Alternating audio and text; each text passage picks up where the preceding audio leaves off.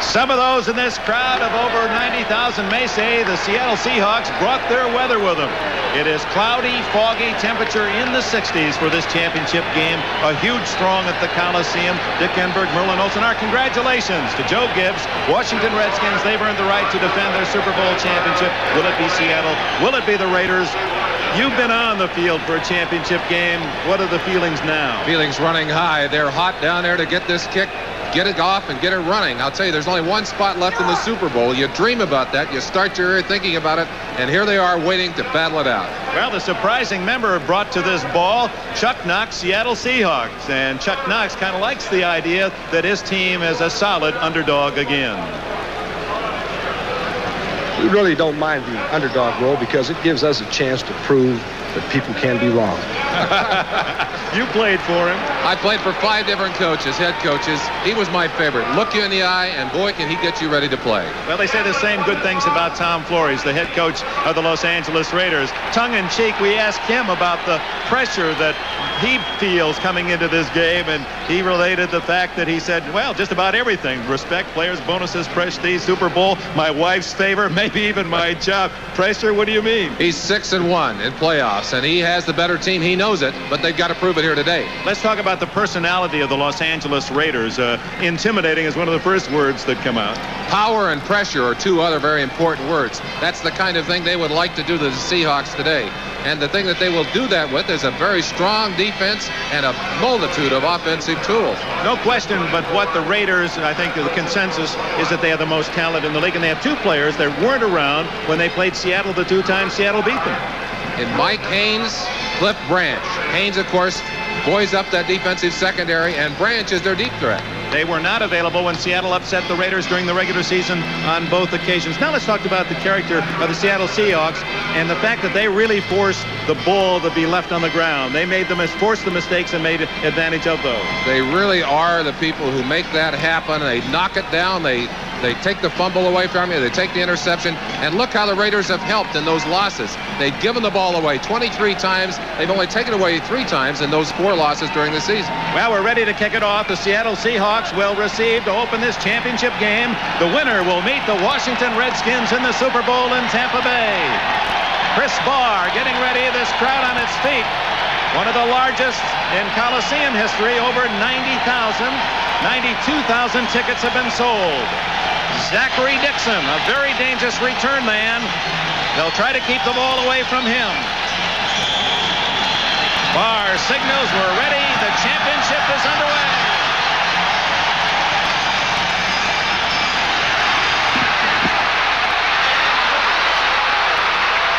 All the way to the 40-yard line. David Hughes.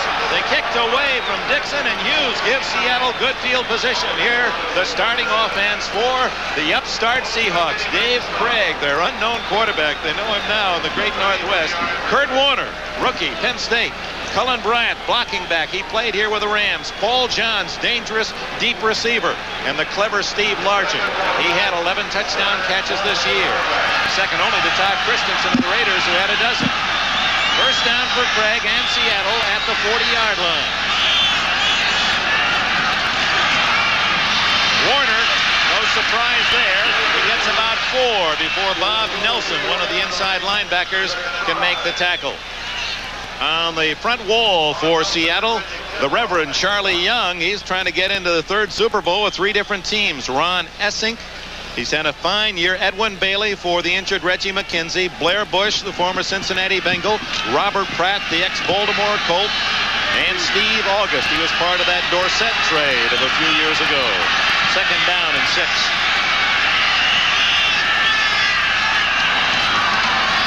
Warner. He can't get outside. Alzado and Martin teamed up on that defensive right side. It'll be 3rd down and about 4. Let's check the defense. And the Raiders are tough up front. Howie Long on his way to the Pro Bowl. Reggie Kinlaw on the nose from Oklahoma.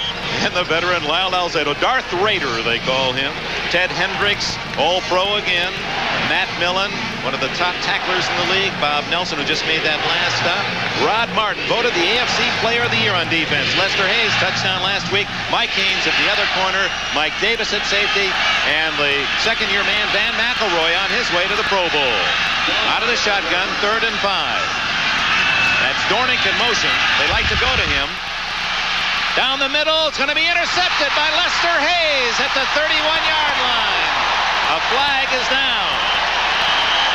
Hayes, the man who intercepted early against Pittsburgh last week for a touchdown. And we have some pushing and shoving at the other end. Well, the Raiders like to do that. That's part of their game plan. They like to intimidate.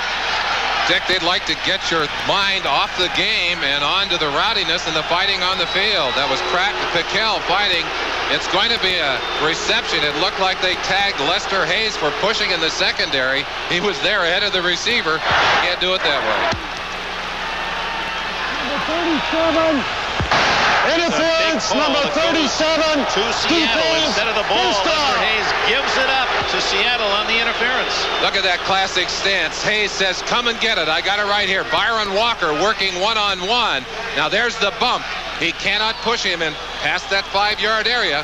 Hayes dropping the shoulder into him and pushing him away. Another look at it from a different angle as you watch Craig get rid of the football. And, of course, Lester is there, but the official behind him took out the yellow flag and nullified the play. And instead of the turnover, first down at the 32, Warner. Mike Haynes has showed why he is such a great addition to this team. He's terrific on coverage, and look at him meet the run. And the key to this ball game is what the Raiders have done so far. They have been able to hammer on that big back, Warner.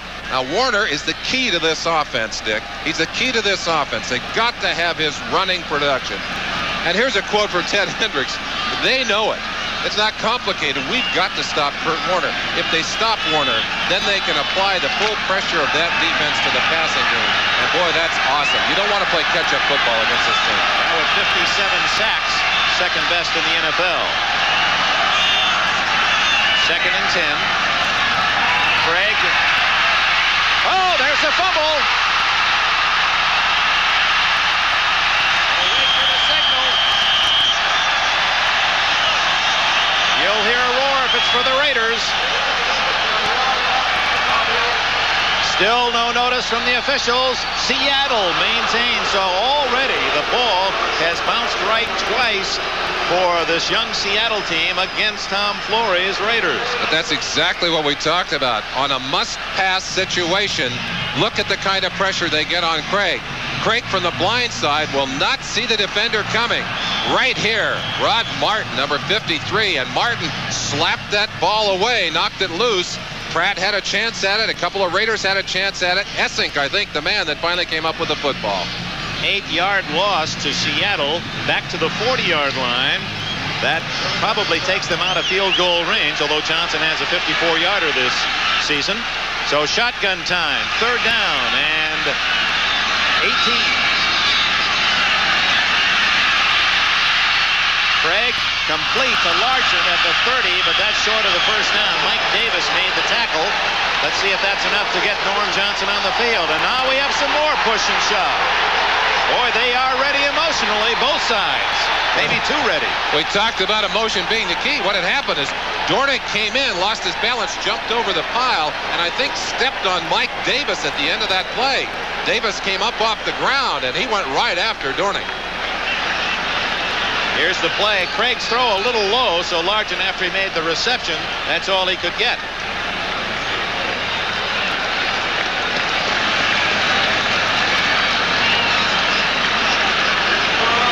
Another different angle on that last play as you watch the finale of the play. Now there's Dornick coming over the top, and you saw him trying to catch his balance. I think Davis read that as an attempt to go after his head, and he came up looking for Dornick.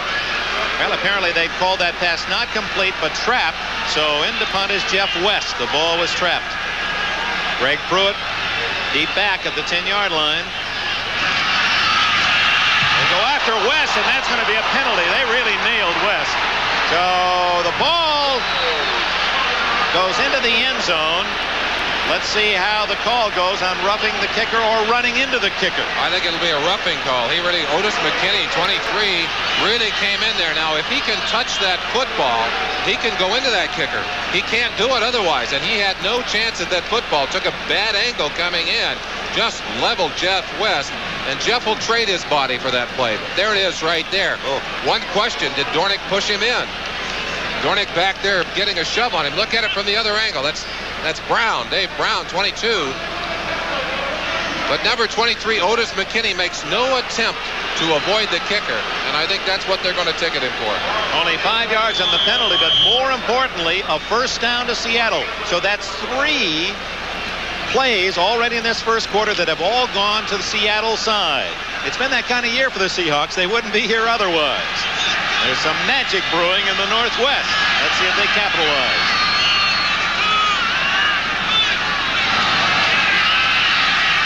Intercepted by Hayes. And that's going to be a touchdown unless Warner can catch him. He can. Warner saves the touchdown at the 25-yard line. There's a Cullen Bryant. Cullen Bryant amazingly using the speed to deny Hayes the score. You don't expect a big fullback to be able to get over there and catch Lester Hayes, but Lester's not afraid to gamble. He did it last week, came up with a big early interception last week, and here he is again, looking from the opposite side of the field.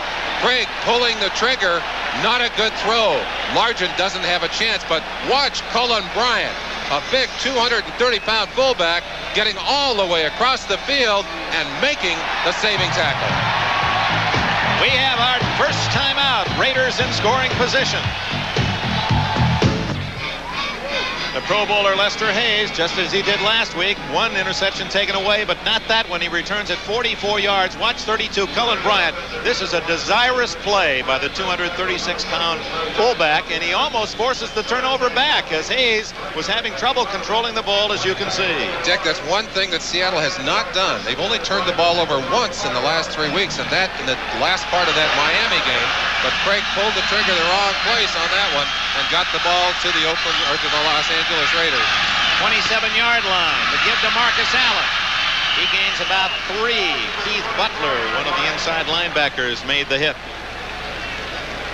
Defensively or offensively first, let's check it. Jim Plunkett, he says he's had one of his best years. Marcus Allen, over 1,000 yards. Kenny King, a big touchdown on a reverse last week. Cliff Branch, leading receiver in playoffs in yardage. Malcolm Barnwell, the other wide out. Todd Christensen led the league with 92 catches at tight end. We'll check the offensive line for you after this play. You can't blame him for smiling. He was swallowing the canary on that smile. 2nd and 7. Allen on a draw. He's got a first down. He's to the 5-yard line. Kenny Easley made the tackle. 2 men who played against each other in college on this same Coliseum field. Allen at USC and Easley at UCLA. Seattle defense has given up a lot of yardage over this season, and they've given up a lot of yardage in the playoffs. Allen taking advantage of an opening there, showing you his tremendous skill as an open field runner. The pressure squarely on the defense. They need to try and get a turnover. They've done it well in the past. 1st and goal. Allen hit in the backfield. Jacob Green, first-round pick from Texas A&M, led the Seahawks with 16 sacks this year. Bruce Davis, UCLA at left tackle. Charlie Hanna from Alabama at left guard. The center, Dave Dolby, UCLA. Right guard, Mickey Marvin from Tennessee. Henry Lawrence, Florida A&M, on his way to the Pro Bowl at right tackle. Nice battle out there between Lawrence and Green. Jacob Green has 4.5 sacks off Lawrence this year. They're going at it tooth and nail already. 2nd and goal. Allen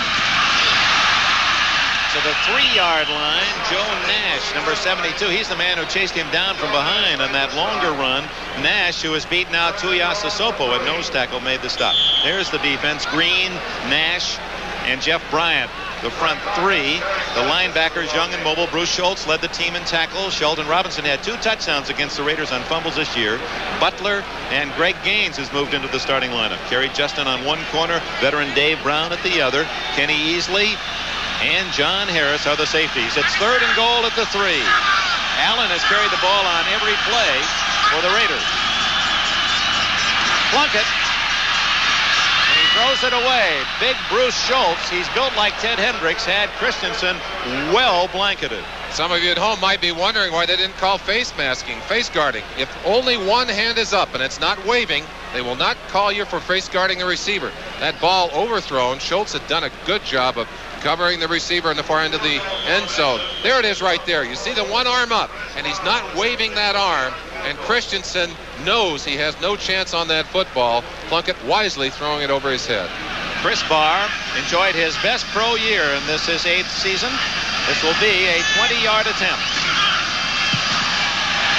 And the Raiders use Lester Hayes' interception to take the early lead 3-0 on the Chris Barr field goal.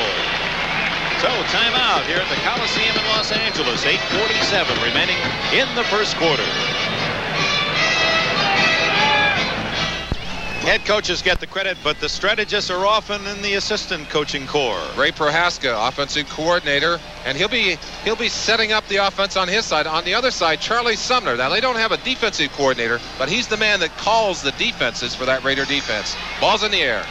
Chris Barr again kicking away from Dixon. David Hughes. 20. And is out to the 27-yard line. Hughes, powerful back. Did his playing in college at Boise State. He's a native of Honolulu. So the Seahawks dodged part of the bullet. They didn't give up the touchdown. Hayes, it looked like he might score Merlin, and then they had a chance first and goal and had to settle for 3 points, did the Raiders. Kenny Myers, who calls a lot of the plays for this Seahawk offense, though, talked about the importance of getting off fast. They need a good start in this game. They don't want to get down to these Raiders. You can't really play good catch-up football against a team with a rush and with a good man-to-man coverage system. Sargent to the right. They go with 2 tight ends, and they're both to the left. Metzler and Charlie Young. Bryant. Kurt Warner slamming behind Bryant's block out across the 30-yard line. Kinlaw first to make contact for the Raiders.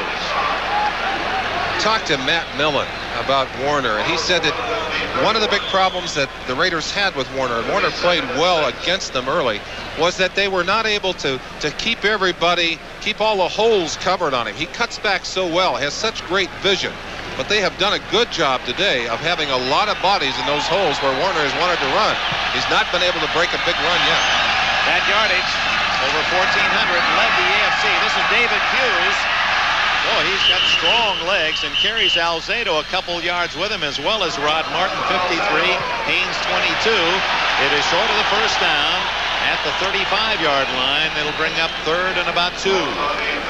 These are pleasant downs for an offensive coordinator, for a quarterback, because with a short yardage situation on third down, the defense must respect the possibility of the run. On 3rd and 7, they can tee it up and go after the passer. The Coliseum, so much history, football, the Olympics in 32, the Olympics again in 84, jammed to capacity on a foggy Los Angeles day. It's 3rd and about 1.5.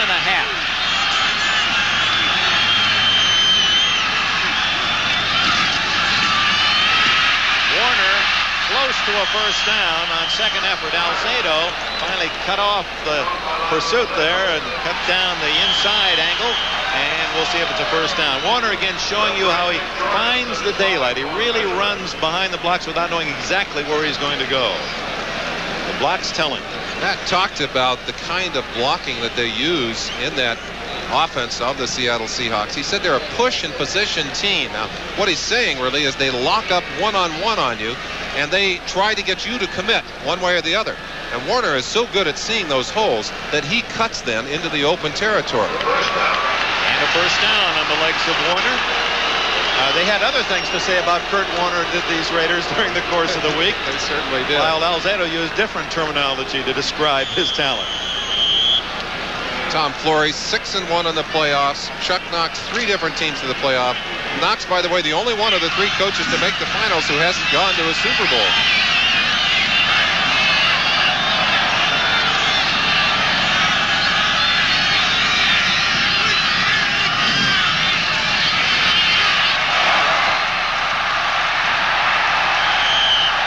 No gain, maybe a yard. Ted Hendricks finally made the tackle. Warner forced wide, and now has only 11 yards and 5 carries. Dick, every man on a defensive team has specific responsibility. Ted Hendricks' job is to string it out on the outside, and you saw him doing exactly that, stretching out to the outside here. Now, from the inside, you're getting pursuit from 55 Millen. And coming from the inside out now with another angle, you'll see Millen driving inside out. Hendricks stringing out the play. Hendricks actually makes this play because you can't get away from those long arms of his. There's no angle in which to block him.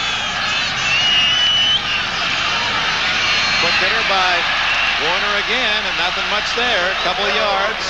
Howie Long from Villanova. 13 sacks to lead the Raiders this year. Earned the right to go to the Pro Bowl. Made the stop. Warner looking for some cutbacks, and the Raiders have done a good job of shutting off the backside. On the inside, 62 Kinlaw and 55 Millen. Millen locked up. There's that kind of lockup he talked about, position and push. He actually beat the block, but Warner able to dart inside.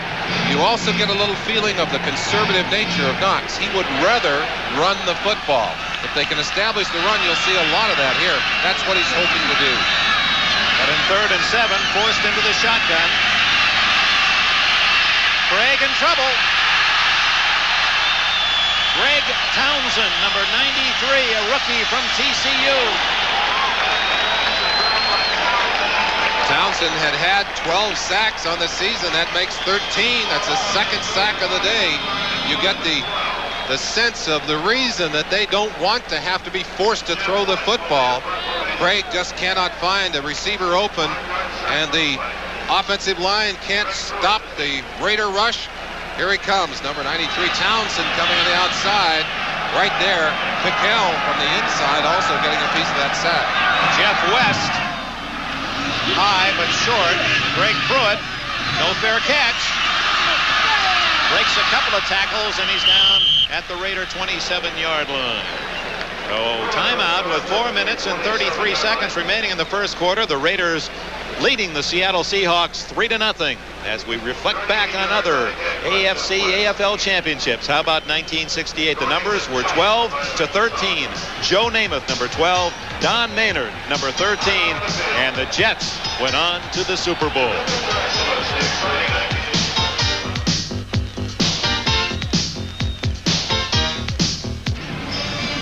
Raider offense has the ball, so the defensive coaches go into the school room, go to that chalkboard. Charlie Sumner, Willie Brown talking over philosophy, exactly how they want to work against that Seattle offense. And whatever they're doing, it's working so far. They've held Warner to just a dozen yards. That was the key for them. They lead 3-0, 4.5 minutes remaining. First quarter here in Los Angeles.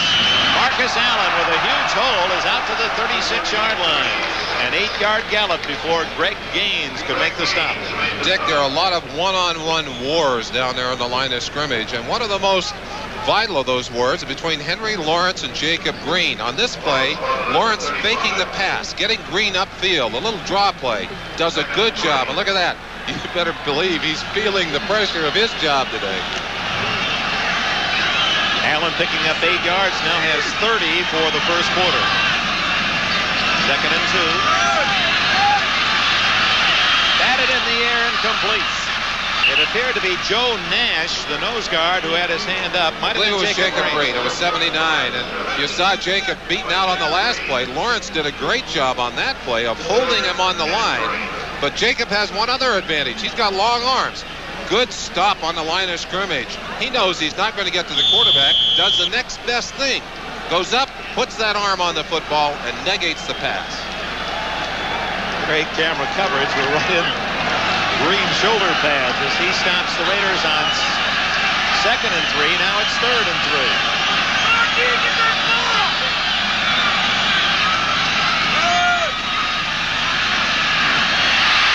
Marcus Allen to the 47 and a first down. Allen, who caught 68 passes during the course of the year to lead the American Conference running backs in pass receptions. There it is. He caught 5 last week, too, and what a What an all-around performer he is, and so dangerous. He's used in a variety of ways, and even when he doesn't have the ball, you have to respect his presence. So he's a good decoy as well. But he's all by himself here, finding a gap. That's Bruce Schultz, 58, cutting across. They found room underneath the linebackers. Allen again, and he's to the 50-yard line, a gain of 3. Jeff Bryant, number 77, number 1 pick out of Clemson a couple of years ago, made the stop. Dick, we talked about the position and push offense of the Seattle Seahawks. The running game of the Raiders predicated on physical strength. Big offensive linemen, one-on-one blocking. They don't use many combinations or traps. They come right after you, and they use their strength to drive you off the line. Plunkett off play action. They can't get him. They're finally hit from behind, and Plunkett is tackled at the 48. Jacob Green persevering. It'll be 3rd down and about 5. Plunkett's a gamer. Doesn't always look the best. Sometimes looks a little awkward out there. But look at the courage he shows here. Tremendous pressure. Still has his concentration downfield. Takes a couple of shots there. Tries to get around. Hanna was coming for the backside. He had to get away from him. Green knocked him down, but there's no sack on that play. Watch Green. He stays with it all the way, too. Comes all the way from the backside to finally make the tackle on Plunkett. Plunkett doing a good job of not fumbling the football. On 3rd and 5. Number 35, Don Dufek. You talk about a story. Here's Dufek. He has been released by Seattle. He's like a bad penny. You can't get rid of him. They've released him 3 times, and they keep calling him back. He's just a kid that's tough, doesn't have the speed nor the size, but loves to play, and he's one of the top players on special teams and in that 5- and 6-back defense. And they put him in there. They actually used him almost as a linebacker on that play. He got right up in there and did his job extremely well. Ray Guy finally gets another opportunity here to show his stuff. 10 men on the line of scrimmage for Seattle. Paul Johns back at the 10-yard line. Beautiful spiral. Johns lets it go and into the end zone. Even if he touched it, doesn't matter. It's a muff, and the ball will come out to the 20-yard line. 1st down for the Seattle Seahawks and a timeout. 1:15 remaining in the first quarter. The Raiders lead by 3. Well, like coming home for this guy, Merlin Olsen. You played out there for so many years. You sense the real emotion. The crowd. It's usually not a very noisy crowd. They call themselves sophisticated in L.A. Man, they're hand clappers. They're not the noisy Eastern. No, they're not. But they're here today, and that's as rowdy a reception as I've ever seen a team get in the Coliseum here. Played here a lot of times, Dick, and never played in front of a crowd this big. And have to tell you, only 2 occasions I really felt the crowd got involved. They could do it today. Seattle trailing 3-0, ball at the 20-yard line. Warner, and again surrounded, gets only a couple. And Kurt Warner thus far has been kept well in check. And let's go back to that premise. The Raiders saying number 1 and number 2 and number 3 on their list is to stop Kurt Warner. They stop him, they feel they can win easily. They really do have the horsepower to knock down your passing game. If Warner can run effectively, he forces them to honor the run and also makes it possible for the run passes to be effective against the Raider defense. Number 1 pick out of Penn State. Has only 14 yards so far in 8 carries. Going long for Metzler's and overshoots him. Or Charlie Young, rather. And Young was open. Mike Davis had been beaten, but Craig's throw was a bit too long. Alzado applied pressure on the quarterback. There's the Reverend himself down there, and there's a man who plays with his emotional heart. Young coming off the ball, working on Mike Davis. Strong safety, number 36, put a good move on him. You saw him drive inside, but a lot of pressure on Craig. Had no chance to take advantage of that little edge that he had on the strong safety.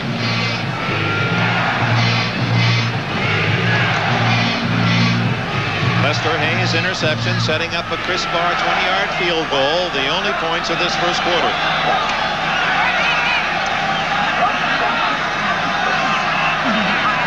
And Steve Largent in motion on 3rd and 8. Harold Jackson is short of the first down at the 27-yard line. Mike Haynes on the coverage, and Seattle will have to give up the ball. Seahawks running a very complicated 3 wide receiver offense on one side. Motion by Largent, who stopped in the middle and then continued on across. But they could not fool the Raiders secondary. Raiders doing an excellent job of working one-on-one and controlling the receivers. You see them there dogging them man-to-man. Now that's what you do when you're man-to-man. You stay on top of that man. You discourage the quarterback from throwing the football to him. And that is the end of the first quarter of this American Conference Championship game. It's 3-0. The Los Angeles Raiders leading the Seattle Seahawks. The winner to play the Washington Redskins in Tampa Bay Super Bowl 2 weeks hence. The Raiders lead 3-0 after the first period. And on this first play of the second quarter, Jeff West fighting the enemy. May the force be with him, or with the Raiders, I guess is the case. At the other end, Greg Pruitt.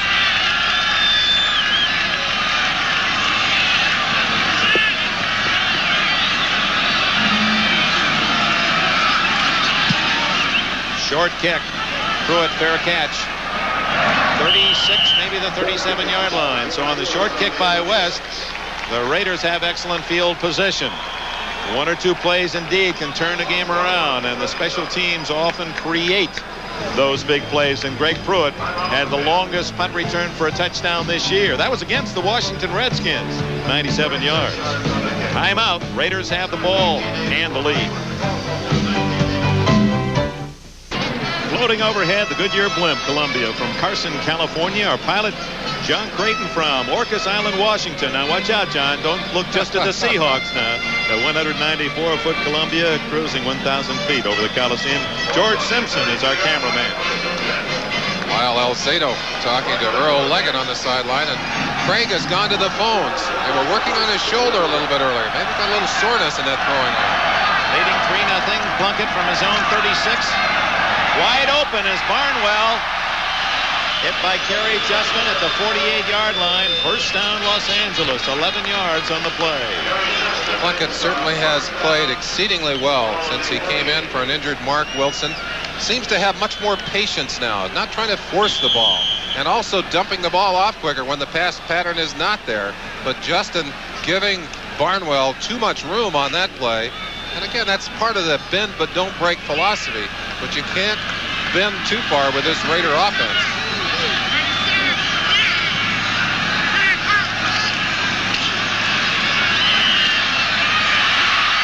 Todd Christensen and Kenny Easley, 2 men on their way to the Pro Bowl, and Easley able to get a hand in there and knock it away from the big tight end. You get a feeling for the quality of Easley's athletic ability when you see on this play how well he stays one-on-one with Todd Christensen. Reads it well. Now he's got to make up about a step and a half. Watch the hands here. Christensen has the catch. Look at Easley. Comes right in and knocks the ball away. Another look at it from Plunkett's point of view, and you'll see it better here. Christensen had the catch. Juggled it. Was going to make a great grab. Frank Hawkins, a tough little back from Nevada Reno, plows to the Seattle 43, about 2 yards short of a first down. He was a well-kept secret out here in the shadow of Marcus Allen. 526 yards, made some major contributions, had his best game in the win at Dallas when Mark Wilson started for the Raiders his first game. Just part of what we said earlier, the number of ways in which this Raider team can hurt you. Offensively, you start concentrating on Marcus or you start concentrating on Branch, and they hit you somewhere else.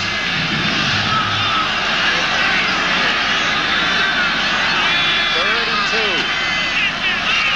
Plunkett looking deep. He's got the first down at the 39. Shelton Robinson made the tackle. One of the things often said about Jim Plunkett is that he is not a mobile quarterback, and indeed he does not have great foot speed. But he knows how to get those crucial yardage.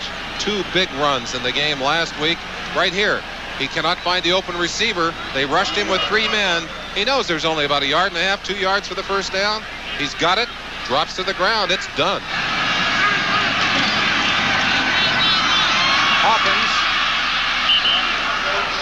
gaining about 5 yards to the Seattle 33. Joe Nash and company with the tackle. Seahawks defensive philosophy. They try and keep everything in front of them. They try and force you to make the mistake. They give up a lot of yardage in the process. And against a team that is well disciplined and will not cough up the football, will not turn it over, they end up giving a lot of points away. They can't afford to give too many to this Raider team. Seattle was 27th, next to last in the league in giving up yardage. Green Bay was 28th. Marcus Allen back in. He's to the 30. That'll be shy of the first down by a long yard. Nash again, the free agent pick from Boston College, making the tackle. Nash certainly has been a pleasant surprise for that defense. Up inside where Manu Tuiasosopo had patrolled the lanes for so many years, Nash has gotten himself in there and made it tough for Manu to get back on the field. Third down and 1. 3-0 Raiders. 11:35 left. First half.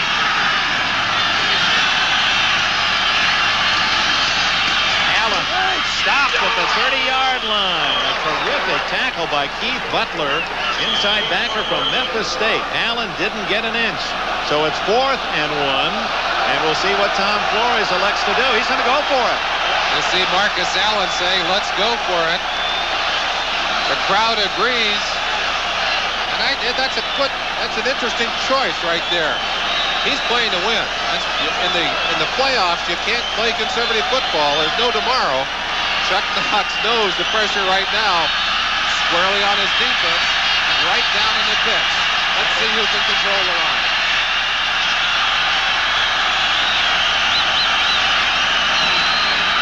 Hawkins, and he is stopped, and the Seahawks with a great stand stop the Raiders on 3rd and 1 and 4th and 1. This time it was Joe Nash who got there first. You saw the stats, 7 for 7 on 4th down situations. The Seahawks said, hey, not anymore, 7 for 8.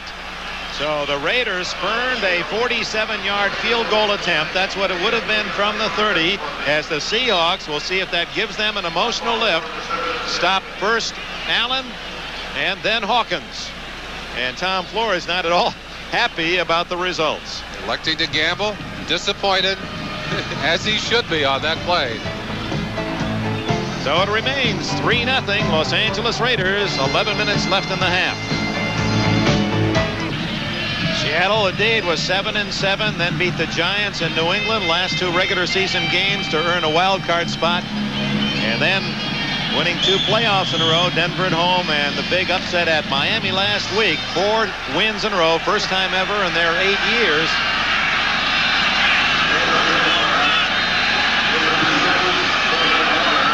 After that stand on 3rd and 4th and short, it's David Hughes. Gain of a couple. They may be king on Warner, and Chuck Knox trying to give it to the other back, Reggie Kinlaw, with the stop.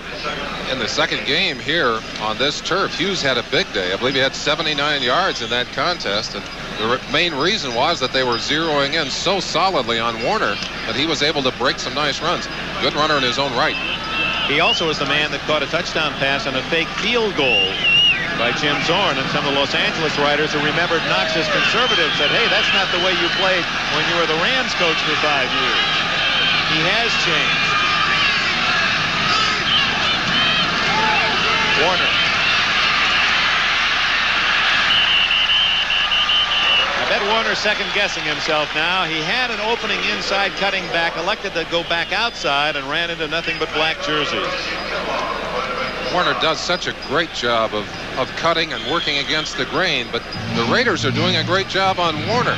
And what they've been able to do so far is to shut off the inside. They've been able to string things out, keep their people almost like a picket line in front of him. Enjoyed 2 good days and the 2 wins against Los Angeles, but only 16 yards today. So it's 3rd and 6.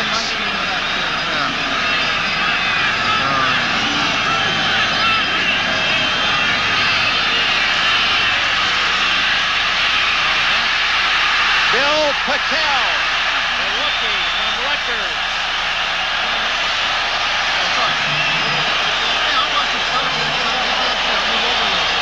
That's the third sack of the day for the Raiders. They're already establishing the fact that if you can't run the football, we're going to put the squeeze on your quarterback, and you're going to have a long afternoon.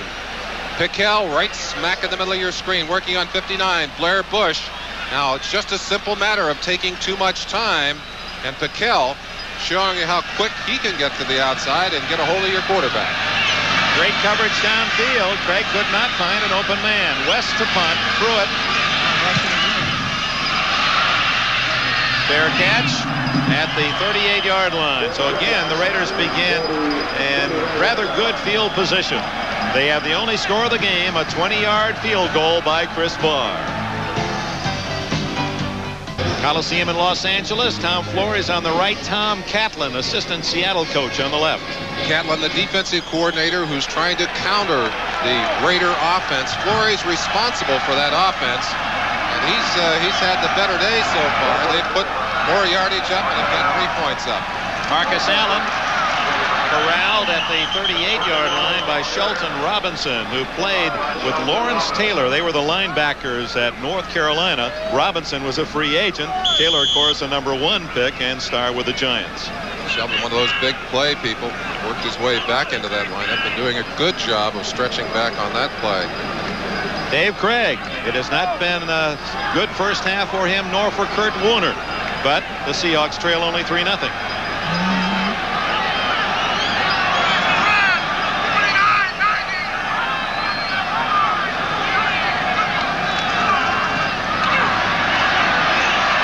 Looking for Branch. He's got him. And a first down at the 50-yard line. Dave Brown made the tackle for Seattle along with Easley. Time. Such a critical thing in a ball game like this. And look at the time that Plunkett has. They're coming with the blitz. The Raider offense does an excellent job of picking it up. Plunkett directing traffic, has time to sift to his left. And when you give Cliff Branch that amount of time in front of a linebacker, forget it. He's out there. He's coming to right here. He's being waved inside by Plunkett. And Plunkett hands him the football here. Brown makes the tackle, but it's a big first down. Branch, the #1 receiver in playoff history in yards. And Marcus Allen breaking into the clear. He's to the 34-yard line.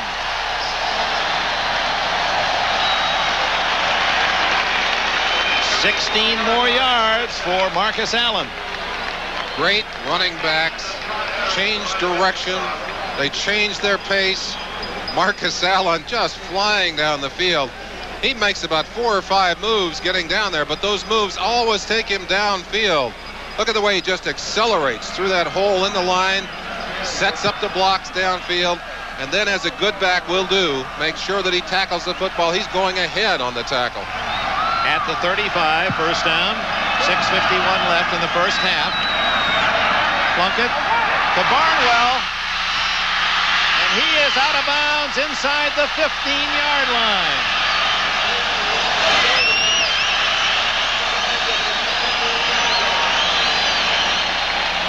Terry Justin, number 26, working as a cornerback on Barnwell, one-on-one on that situation, giving him a lot of room. Watch the amount of room he gives Barnwell. Barnwell drives him to the inside. You can't give a receiver that much room in front of you and hope that he won't catch the ball. Plunkett did a good job of reading the play and delivering a zipper out there to Barnwell. First down at the 14-yard line as the Raiders threaten to add to their 3-0 lead. Allen tripped up at the 11-yard line by Bruce Schultz, number 58, University of Texas. There's another special quality that great running backs have, and that is vision. They see the openings. Schultz starts back. Allen saw that and cut. He was going left. The play is designed left. He cut all the way back to the right side. Schultz did a good job of getting back there to trip him up. At the 11, 2nd and 7.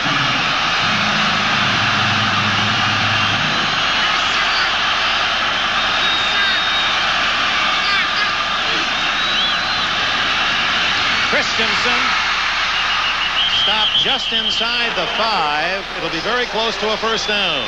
John Harris made the defensive play from his safety spot.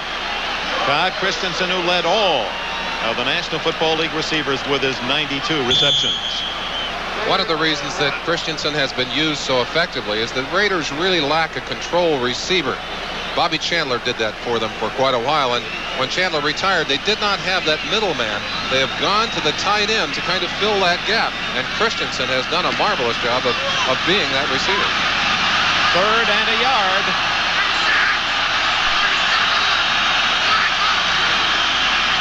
Allen to the 1.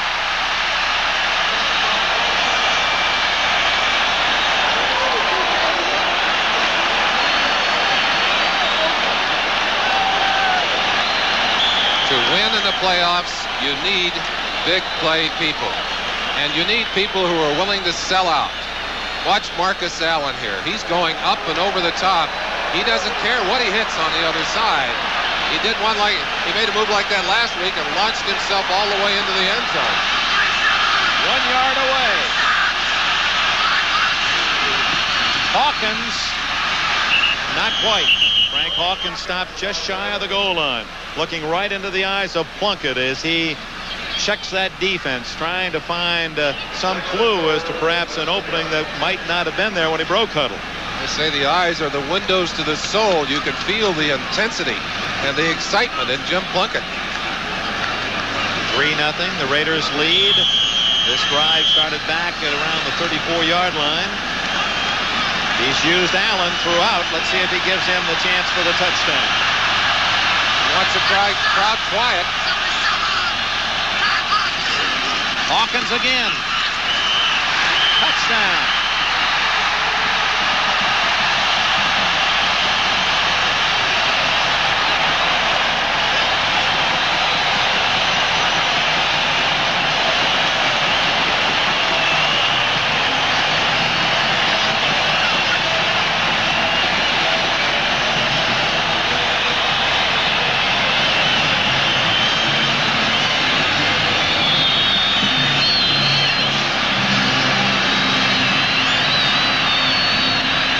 Marcus Allen being helped off to the edge of the field. Looked like he may have dinged himself a little on that last play. He is the blocker. Look at the way Hawkins reaches that ball out for the goal line. Now all he has to do is break the plane of the goal line with that ball, and he's sticking that ball, which is dangerous, but he got it in there.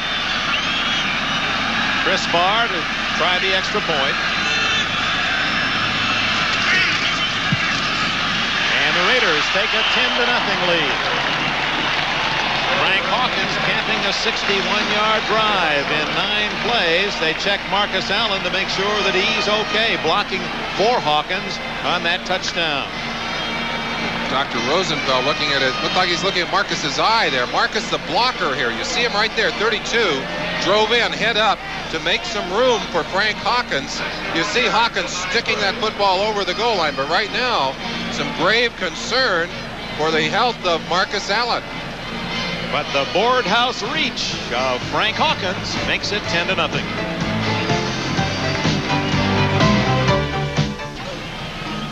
The favored Los Angeles Raiders lead at 10-0 with 4 minutes, 17 seconds left in the half. Chuck Knox does not have the kind of team that can overcome a big lead by such a powerful club as the Raiders. This is critical. This is a critical series. They've got to get their offense on track, get points on the board. They may have to take some chances. We'll see. Barr's kick is short, coming down to Dixon on the run at the 15. He's hit at the 25-yard line. And we'll see if Dave Craig and the Seattle defense has any surprises for us when we return. We have a timeout. 4:09 left in the second quarter. Let's pause briefly for station identification. This is the NBC television network.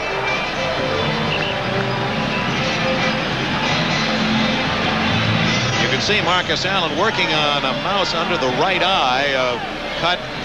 Slight cut. You can see the blood on his fingers. There it is. Nothing that'll keep him out of the game. The Seahawks have the ball at the 25-yard line. Craig's arm is hit again. So they've really put the pressure on Dave Craig. That is his 5th pass attempt. He has only one completion, that for 5 yards. He's been intercepted, and he's been sacked 3 times. His life has been miserable in this first 30 minutes. Well, and partly miserable. You see Zorn signaling the plays in, and they've made a change on that sideline over there. Chick Harris normally signals in, and he's doing that, but they got Zorn signaling just in case the Raiders are trying to pick off their signals defensively. Rod Martin made that last defensive play on Craig. Draw play to Warner. Nothing there. Kurt Warner has been tied up, corralled, checked, and he has 18 yards in 10 attempts. They've tried to be relatively conservative in what they've done so far, Dick. We've got to wonder if maybe they're not going to have to pull out the stops now, change their philosophy. Knox is going to have to come out of character. What if Chick was a signalman in the Navy? I don't know. Watch him pick, Russ! Watch him pick with 33! 3rd down and 8.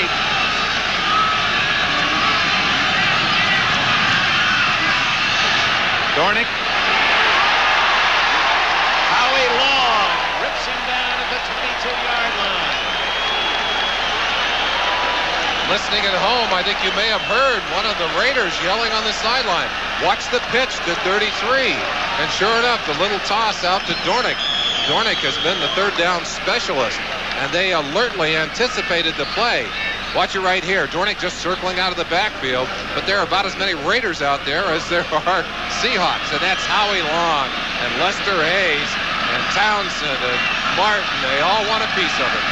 So Seattle unable to move the ball again. Their offense has been almost zero, and West another short kick. Fair catch by Pruitt at the 41-yard line. So West's failure to get any depth on his kicks, and there's another scuffle. Otis McKinney, 23, and lots of white shirts. 37-yard punt. This is something you really can't afford to do when you come to play on Raider turf. They would love to get you in a boxing match, get you in a fight on the field. That's their kind of football. The minute you start playing their game, they've won the battle. Keith Simpson, number 42, seemed to be the one squaring off with McKinney. Might have been Eric Lane, 37. That's twice now that McKinney's been involved in those. Personal foul, unnecessary roughness. Receiving team, personal foul, unnecessary roughness. Kicking team. Well, that's sure the easy way out for the officials. They don't have to really call anything. Al Davis, controversial character, but not when it comes to wins and losses. This has been the most successful franchise in all of professional sports, the Oakland Los Angeles Raiders. Timeout.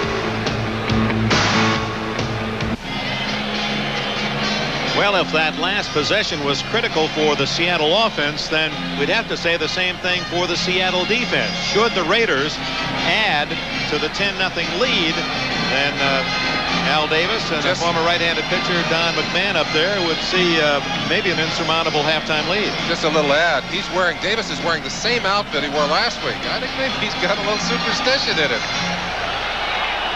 Does he have any other outfits? They're all the same color, but that's the same one I think as last week. Total yards, 134 to 8. Plunkett scrambling again to the 45-yard line, a gain of about 5. Keith Butler chased him down.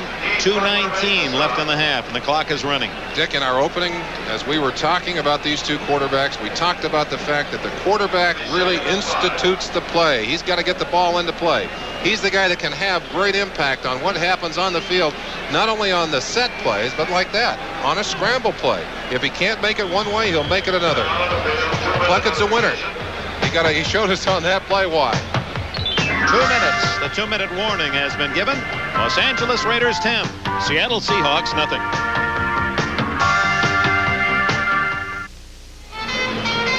Preceding announcement furnished by the National Football League. Sonny Jurgensen, he has to be happy today. His alma mater, pro football alma mater.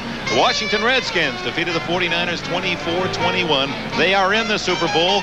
At halftime on NFL 83, they'll have the top plays from that National Conference Championship as well as those from the first half of our game. The winner to meet Washington, the Super Bowl defending champion in Tampa in a couple of weeks. Chuck Knox There it is. Faintheart, he's full of those little quotes, and he loves to share them with his team. What he's saying there is you've got to go all out to win. That's about where he is in this game. Plunkett looking deep and going long for Barnwell. To the 6-yard line, and we have a flag down, and the Seahawks are saying it's against Los Angeles. Well, you knew that was coming. Barnwell using those outs, and finally Justin took the bait, and he went deep. And, of course, that's exactly what they wanted to see. And now the officials are saying, no way. The holding is against the Seahawks. Jacob Green was frozen back at the 50-yard line in disbelief. He thought he had been held.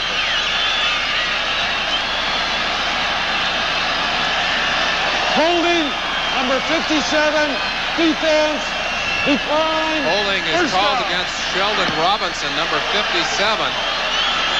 Todd Christensen coming out of the backfield on Gaines, driving across. And there is the holding call. Right there. Meanwhile, Barnwell with a bomb downfield. It's 1st and goal at the 7-yard line.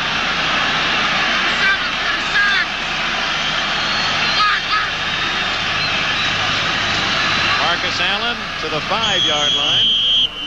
And, of course, the Raiders now with the advantage of chewing up the clock on the run as well with 1:38 left in the half. The vertical game. The Raiders talk about getting the ball deep. This is on that last deep pass play, and Justin, anticipating the out, had taken the bite, and Plunkett did a good job of getting that ball deep before they could be covered on the second man down. Plunkett now 6'4", 9", passing 109 yards. 2nd and goal. Frank Hawkins, touchdown!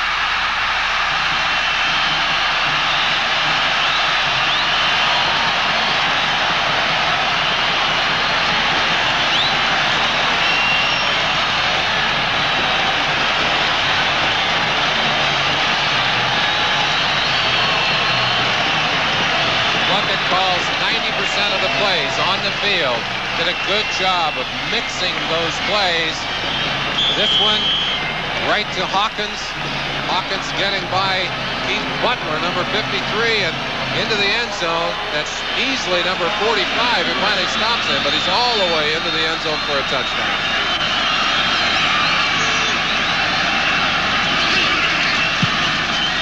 Chris Barr adds the point. And with 1:06 left in the first half, the Raiders have galloped into a 17-0 lead. Riding the good blocking of 79 Bruce Davis, 73 Charlie Hanna, and watch the play here, just driving outside. The Seahawks cut off inside. Butler had a chance, couldn't stop him with the arm tackle, and Hawkins with good power puts his feet and the ball in the end zone.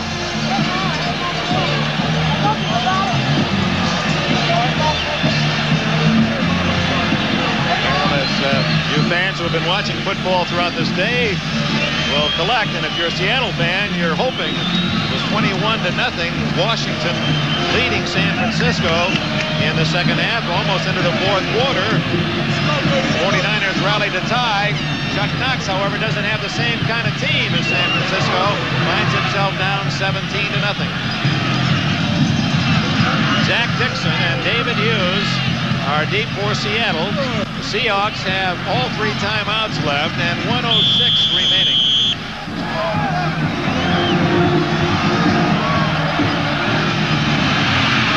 Picked up by one of the front men. It was Eric Lane, and he returns to the 32-yard line.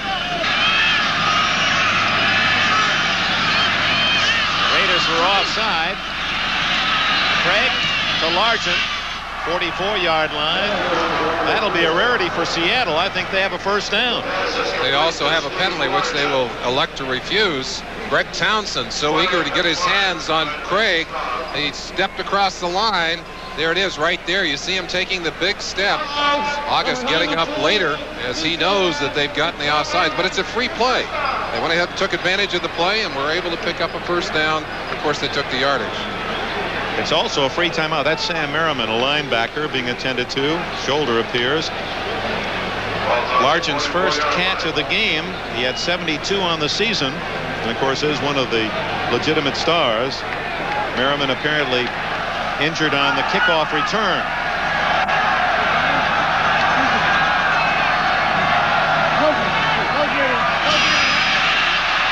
Ball up for grabs. Mike Davis with the interception as Craig's arm was hit, and we have a rugby play that's still alive. The Raiders keep passing it back, and this is James Davis with it. Now there was a clip or two. The flags are thrown. The whistles are blowing. We got all of Pete Rozell's laundry out there on the field, and Craig leveled on that last play. We saw them working on his shoulder early. I think he may have been hurt on that play. Townsend, one of the men who hit him just viciously from the backside. You see the penalty for clipping being assessed. No, that's an illegal pass against the Raiders. All right, illegal pass. We saw a very distinct clip, too. Ooh, there's the shot right there. Howie Long coming from the front. He really got sandwiched on that play. And watch. Boy, it's like hearing the count. 7, 8, 9. No, he didn't.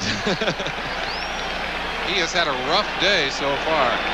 Now he's going to go and try and make the tackle. He doesn't know if the play's live or not. Looking behind him to see if anybody's coming to level him again. Yeah, his eyes are glassy. His jaw a little stiff. He really got rocked. Now the Raiders already ahead 17-0. 41 seconds left in the half. And the Raiders have all 3 timeouts. Marcus Allen for about 8. He's had, I believe, more yards rushing than the entire Seattle offense in this half. This is a situation that Tom Flores has to relish. He's got the lead. He certainly knows that he can run the ball effectively. Plunkett has been effective in the air. All of their offensive machinery is working properly. And on the other side, Catlin, Knox, Prohaska have to be gravely concerned at what's transpiring in this game so far. Well, Marcus Allen indeed has been quite a weapon. 70 yards rushing, while Seattle's total offense unofficially is less than 20. Anyway, it is over 29 yards for Seattle's offense. This telecast presented by authority of the National Football League, intended for the private use of our audience. Any rebroadcast or other use of this telecast without the express written consent of the Los Angeles Raiders and the National Football League is prohibited. Dick, for a long while, Jimmy Zorn started as quarterback for the Seahawks, and Zorn to Largent was a call I heard you make many times. Well, Largent's name has not been heard a lot today, and of course Zorn has been replaced by Craig, but they need some of that same kind of hookup, and well, I think they need more than prayers today. They need some touchdowns. 17-0. They're praying right now for a turnover, Dick.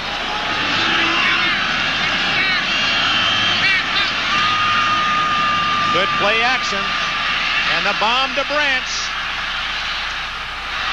Actually hit Cliff on the heels, I believe, and Dave Brown is complaining that Branch used a little extra to get him out of the way of the interception. No flag.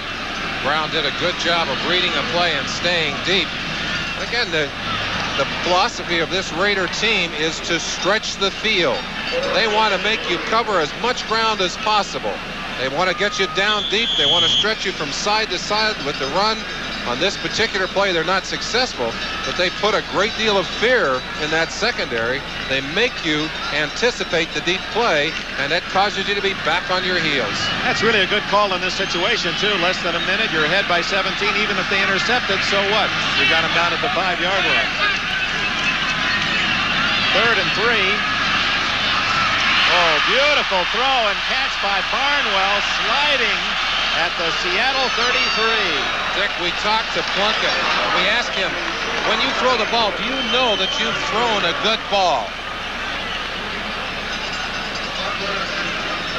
No, I always keep my eye on the ball as much as I can. In fact, I'm kind of like a golfer or a bowler. I kind of try to talk the ball into the receiver's hand sometimes when I know it's not quite as accurate, or I think I might have missed by a little bit or more. I'm kind of going to one side and hopping around and trying to guide it into the guy's hands. You see Plunkett in a red uniform in practice. Of course, the quarterbacks wear all red. They don't want them to be hit by their own teammates. Here you see a chance. Throws the ball out. He's giving it a little body lean there. And he got that one, leaned that one right into the hands of Malcolm Barnwell. And a timeout call by Los Angeles. They have 1 remaining and 21 seconds left. And excellent they have been in this first half with a 17-point lead. And they look as if they're trying to get some more. Well, they're not satisfied with that lead. They know that the Seahawk team beat them up in Seattle when they had 2 yards in passing offense. Of course, today, Plunkett and the Raiders have not been generous in the turnovers. Barnwell having perhaps his best day of the season, and we're not out of the half yet. The total offense, Raiders 221, Seattle 16 in this first half. Plunkett to Allen. He's tackled at the 27-yard line. The clock is running at 12. The Raiders do not use their final timeout, and now do. Plunkett just talked to us about how he uses his body to get that ball to move. Well, let's see if he does do it here. Yeah, there. Well, leaning a little bit, sure enough. An easy throw there, just a little finesse call. He's looking to the sideline here. He did eventually call timeout as they moved the field goal team onto the field. Chris Barr, who started the scoring with a short 20-yard field goal. His wife, the brunette, Artini, she said for a long time that she thought that his first name was much maligned, as Chris Barr says, because every time she saw my name in print, she'd say, and field goal kicker, much maligned, Chris Barr, miss from 38. Well, there's not been a lot of negative this year for him. He's had his very best season, 21 for 27. He's kicked his longest from 47 yards. This one would be 44. Dick, one of the things you need in playoff competition, you need the game breakers. You need a dependable kicker. You need to be healthy. You need to have emotion. And boy, this first half, the Raiders have had all of those things and more. And the more meaning talent. Everyone knew they had superior talent. It'll be 45 yards. David Humm to hold. Can't be any more on target than that. Chris Barr with some frosting. Much heralded Chris Barr, perhaps. Much heralded indeed. You saw the emotion. It's one of the interesting things about this Raider team. They don't make a lot of big deal about winning. There's an interesting quote from Barr. Ask him, how soon do you know when you've hit the ball well? He said, the second I hit that ball, I know if it's a good hit. And if I'm going to miss it, it goes off to the right.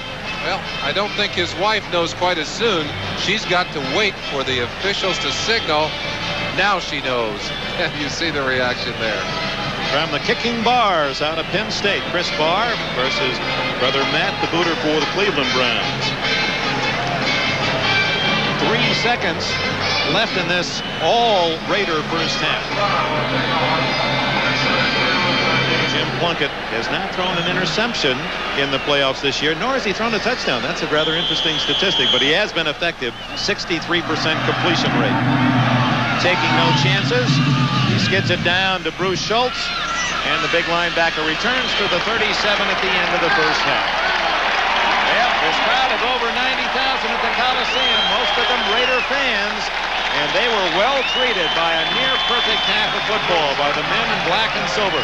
The score at the intermission, Tom Flory's Raiders 20, Chuck Knox's Seattle Seahawks nothing, and indeed Cinderella will have to find some new slippers for the second half. Jim Plunkett, Dave Craig tuning up, ready for the second half, and Los Angeles will get the ball first.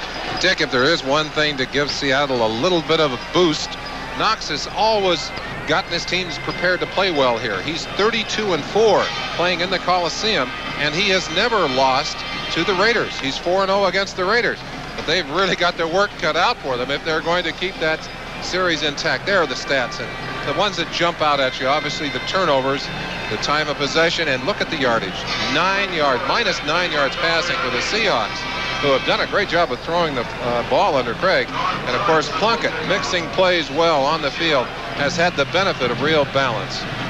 And the turnovers, normally that's Seattle's fort. 2 turnovers by the Raiders, and the Seahawks have not gotten the ball back once by interception or fumble. Of course, the Raiders did not turn the ball over last week in that big victory over Pittsburgh either. So the only times the Raiders have lost this year, their 4 defeats, as we documented earlier, they have self-destructed, but they certainly have not in the playoffs. Norm Johnson, high kick. Lee Montgomery. 35-yard line. Well, the Raiders have been very special in every element of the game. Passing, running, defense, even on the special teams. Recapping the scoring, Barr started it with a short 20-yard field goal after a Hayes interception. Then it was Hawkins plunging from 1 yard to make it 10-0 in the second quarter. Hawkins again from 5 yards, 17-0, and Barr completed the Raider first half with a 45-yard field goal. Dick, defensive statistics for the Seahawks. They've gotten good performance out of Nash on the nose with 6 tackles and Butler with 5, but they've had to do too much tackling today. It's been a dominant Raider offense. Plunkett play action, and Christensen to the 41-yard line. And it took 3 Seahawks to stop him. Christensen with about 7 yards on the play. Extremely important to come out and try and get things going your way at the beginning of this second half. You get a chance to feel the Raider philosophy here. Come out, drop the quick pass, a high percentage pass, put it into sure hands. Easily the man, no, it's not easily, it's Butler, 53, the man working on Todd Christensen. Gaines throwing himself in over the top. And there's Kenny Easley there on the ground, stretching his leg. Must have some cramps or something. But watch Easley here. He's the man who came in, put the clincher on Todd Christensen. Maybe stretched one of those muscles in the back of his leg, Dick. So while they attend to the former All-American at UCLA, Pro Bowler Kenny Easley, we pause for these words.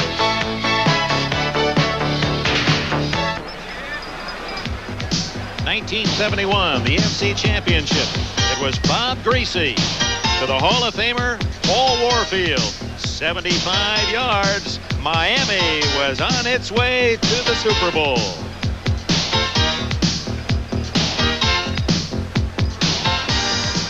Todd Christensen and Kenny Easley in that collision both helped off the field. Christensen with a knee and Easley perhaps more serious. It's right here as he finishes off the tackle on Christensen, and it looked like his foot was locked in the ground. Fumble. And the Seahawks might finally have that elusive turnover. That's it. That's the play that has helped them through the course of the season and the playoffs. Prior to today, in the last 3 games, they were 11-1 on the turnover table, and Bryant comes up with a loose ball after a vicious hit. It's what you had to have coming out of the locker room, and as we said earlier, you set the tempo on the first half of this the first series of this second half. Frank Hawkins going back against the grain. Took a vicious hit over there. Looked like Jacob Green, number 79, coming. No, Green, I believe, 79 is the man who hits. No, it isn't either. Bruce Schultz. Oh, boy, did he level him. Coming from the outside, that ball just popped loose. So for the first time, Dave Craig is in Los Angeles territory at the 43.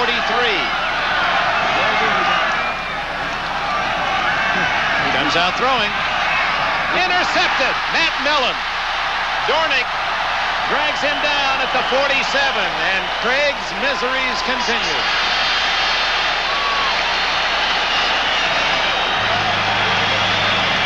We talked about emotion. We talked about the fact that the Seahawks have been playing on an emotional high. Well, sometimes that emotion drains so much out of you that you don't have anything left for the game. Maybe that's what's happened to Craig, who has not played well so far in this game. Matt Millen has played well. Read that play excellently. Got a good jump on the pass. Got across to pick that ball up, and he is absolutely thrilled. Former Penn State star. He had 1 interception during the course of the regular year. It remains 20-0. Dave Craig, he's completed 3 passes to Seahawks and 3 to the Raiders. This one to Matt Millen, who jogged right across in front of Charlie Young on that play. Millen had been playing in the earlier 2 games with a bad foot and blamed himself in part, in fact in a healthy part, for the losses early. Done very well today. Seahawk possessions, and you see how futile they have been on offense. They have had bad field position all day, which doesn't help them, and certainly haven't done much with it. That's the Raiders at the 47-yard line. Plunkett to Allen. Hit hard at the 45-yard line. The word on Kenny Easley is it's a hyperextended knee. Doubtful that he will return. Of course, Easley the best athlete on this Seahawk defense, and you begin to feel the frustration which is settling over that Seahawk bench. They have not given up, but they have got to be feeling the pain of what is happening on the field. Easley would love to get back into this game. He's jogging on the sideline, but boy, those knees are tough when you've hyperextended them. There's a lot of difficulty involved there. 21, Paul Moyer has replaced Easley.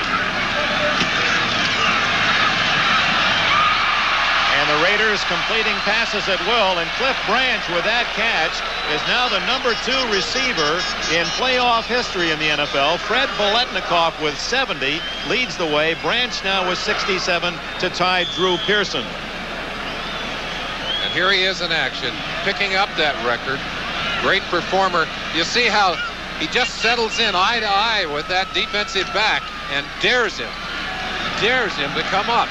And of course, the defensive back, respecting his speed, did not do it. Branch hooked out, got the pass. First down from the 34. Allen runs right by 2 tacklers. First down at the 23.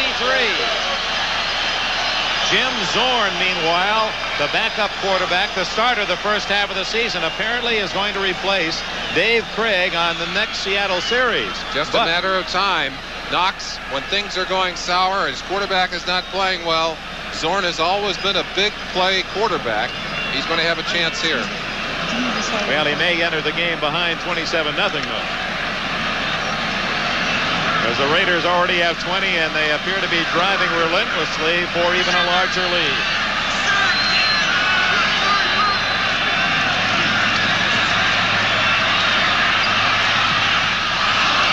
Almost intercepted. It was intended for Christensen, and Keith Butler, number 53, had his hands on it for Seattle. When a quarterback has that much time to throw, he's getting great protection from his offensive line. We mentioned the personal war between Lawrence and Green. Green has not had much of a war today. It's been all Lawrence. On the inside, it's been Dalby and the 2 guards, Hannah and Marvin. And of course, on the other side, big Bruce Davis. They have made it difficult for all those Seahawks today. Allen slithering to about the 17-yard line. John Harris got a piece of him. It'll be about 3rd down and 3 or 4. Let's look at Hannah and Davis on the other side. 73-79 on this running play. Bryant stunning to the inside, and Hannah just buried him, making room for number 32, Marcus Allen, who's angry that he didn't get more yardage. Well, if the Redskins and Raiders meet in the Super Bowl, there'll be 2 giant offensive lines at work, maybe the 2 biggest in the league.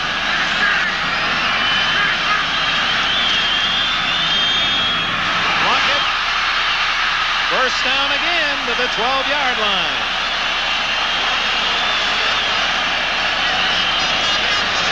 Plunkett had that first down measured. Knew exactly where he had to go. Reached down and grabbed his ribs. He took a pretty good shot on that last play. Here's a real man, Plunkett. He's known the trials and tribulations. He's had 4 shoulder operations, 3 knee operations, given up for loss by the San Francisco 49ers, a waiver pick just signed as a free agent by then the Oakland Raiders. That great comeback 3 years ago when the Raiders won the Super Bowl, and they're on their way again. Look at that. The ball knocked in the air and picked off by Charlie Hanna. Hanna's first reception of the year. He now leads all Raider linemen in catches. Well, we celebrated that war between Lawrence and Green. Green finally got an arm on the quarterback's arm just in time to flip that ball in the air. But very alert play by Charlie Hanna. You've got to have alert players on the field. Watch it. Coming from the left side of your screen is Green right there. He gets the arm. The ball goes into the air. Hanna just scoops it off. He said, hey, where's my blocking? Come on, guys, open a hole for me. Boy, his brother John Hogg Hanna said, that's just the way we used to play out in the backyard. Allen hobbled at the 9-yard line. One thing, Merlin, that is quite apparent even from our distant view in the press box, Seahawks, just as they did last week at Miami, they are hitting ferociously. They certainly are. And I mentioned Knox's communication with these players. He has really made believers out of them. He got them to, his toughest job was to get them to change their self-concept, to believe in themselves. He's been able to do that, and certainly has a great deal of pride in the way his Seahawks have played. Got bad news for Charlie Hanna. They've just ruled that a fumble recovery, not a pass reception. He remains tied with the other lineman. Timeout by Plunkett. Well, as an offensive lineman, he can't receive a pass anyway. And, of course, that if Jim Plunkett's arm had started forward, it would have needed a pass. The doors have been open for a long time here at the Coliseum, and they're proud that they've hosted every significant professional game. Who is this man? The right side, that good-looking fella, James Dean type? Well, over 30 years ago, that was taken at Skip's Soda Shop near the Juniata campus in Pennsylvania. An 185-pound offensive guard named Chuck Knox with those steel blue eyes was one of the campus stars. He wouldn't say so. One of the things that you've got to love about Knox, he is one of the few coaches that lets you know instantly he'd like to be out there with a helmet on. You sense that. You appreciate it. His players love him, Dick. He's a physical man. He's the kind of coach who's down there grabbing his players.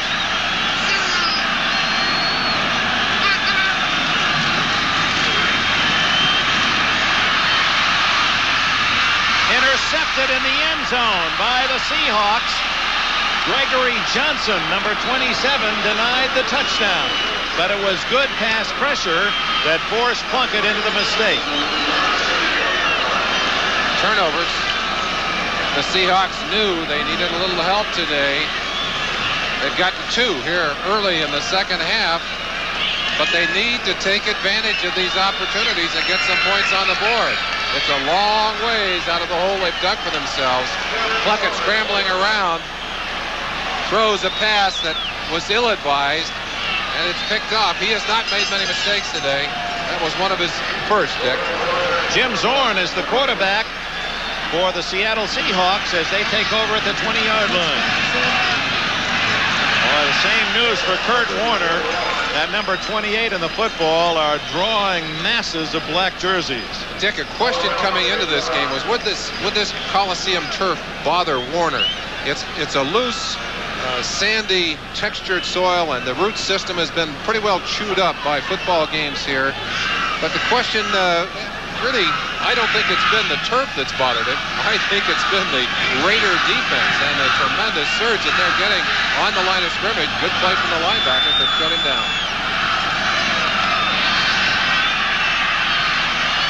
Incomplete to the tight end Charlie Young as Zorn offers his first pass attempt. Zorn was the starting quarterback for the Seahawks the first 8 games of the year and was benched in the midst of a Pittsburgh 27-21 win at the Kingdome at mid-year. Craig came in the second half, almost rallied the Seahawks to victory, and then Craig took over and took the team through the playoffs. Zorn, however, as you could see, now in his 8th year out of Cal Poly Pomona, has been the number 1 man at that position for the Seahawks since their inception.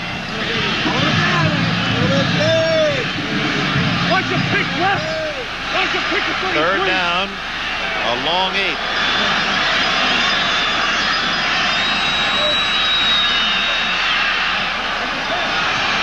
Intercepted. It appeared to be Mike Davis, his second of the game. Harold Jackson, the intended receiver.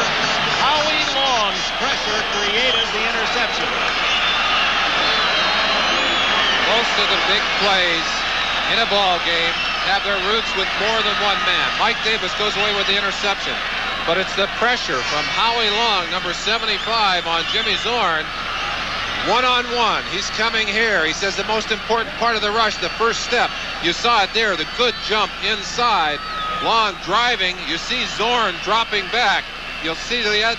Here it is right now from the inside. Number 75 just bowling over the top, and Zorn throws the ball short. Davis is there to pull it out of the air and turn back in the other direction. We pause briefly for station identification from the Coliseum in Los Angeles. This is the NBC Television Network. Channel 36, WPCQ-TV, Charlotte. With Merlin Olsen, this is Dick Enberg.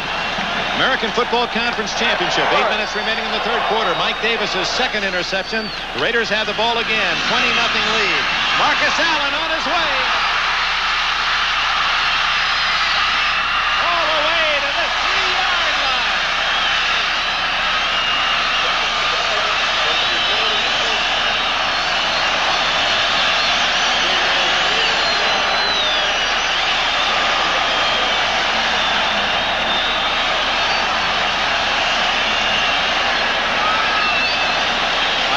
Earlier, you don't play without great blocking. You've got to give a little bit of credit to the right side of that Raider line. Todd Christensen, tight end, getting blocking there. Lawrence out to seal off Robinson, number 57. But here's the man that makes it go. Number 32, Marcus Allen. John Harris in a foot race with Allen. Look how many yards Allen gets after the initial contact. Got another 8 yards. Well, Allen has not scored today. It figures Plunkett will try to give him the ball. He's earned it. Well, maybe not. There it is.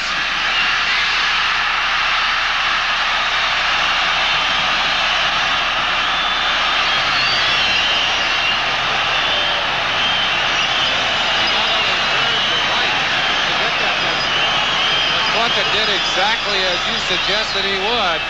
Didn't hand him the ball. Threw it to him.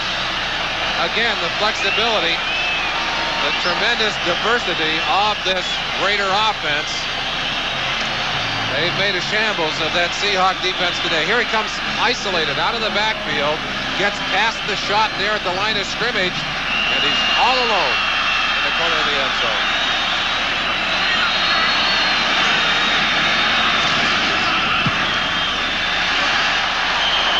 $27-0. Marcus Allen, as we watch him again, Marcus Allen in, well, not even 3 quarters, has 120 yards rushing. He's caught 5 passes for 40 more, 160 yards of offense, almost 4 times what Seattle has, and the touchdown payoff. Tremendous body control as he got past Schultz and Tom Fleury's nose. Hey, it's over. He knows. He's on his way to the Super Bowl. It'll take a major miracle now. 27-0. The Raiders have dominated Seattle today. Dick, it's almost as if the Raiders just played their way through the regular season and then shifted gears coming into the playoffs. We watched them in action against Pittsburgh last week, and they didn't ever look back. They've done the same thing here. From a fast start, they're still accelerating. Well, so far, in the 2 playoff games, they've outscored the opposition 65-10, winning last week against Pittsburgh 38-10. Washington Redskins await the winners.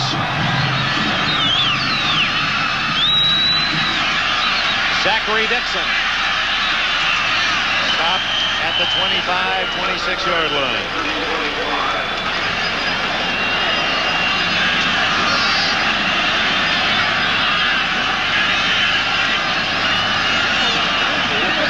Largent. That's one of the longest gains of the entire day for Seattle, to the 40-yard line, a game of about 14.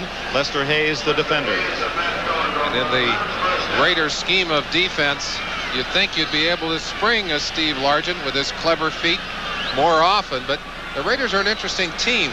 They really don't give you much room on first down. They play basically the same philosophy of pressure defense on every down. And that makes it tough on all of those receivers. That's only the 5th first down of the game for Seattle. Complete to Warner. And he is to the Raider 48-yard line. That's the first time that Seattle has used Warner as a pass receiver, and he gains 12 yards. Warner getting downfield, getting a chance to get some open running room.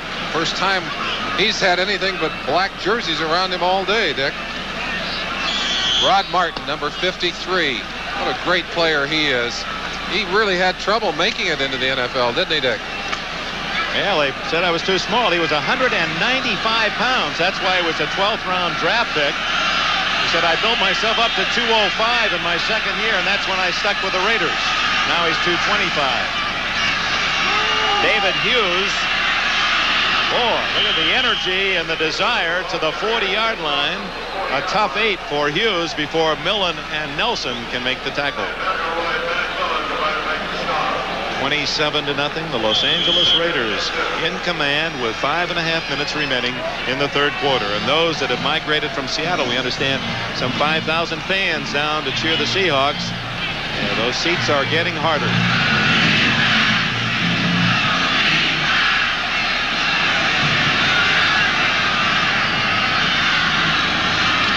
Offside, Warner to the 33-yard line. Here, one of the Raiders had jumped offside. Mike Davis made the tackle. 75, Howie Long, in his eagerness to get across the line and get after the quarterback, had gotten a quick jump. And he said he likes to go against a team that tries to single up on you man to man, because you don't have to worry about the traps. He said you can just stretch out and fire out the minute you see anything move. They got off a little early on that last play and they'll take a penalty. 75, defense, decline. But this is a defensive lineman's dream, Dick. When you know the other team has to throw the football, they've got to put it up. You don't even have to worry about the running game. James Garner, he spent a long time Raider fan, right down on the sidelines.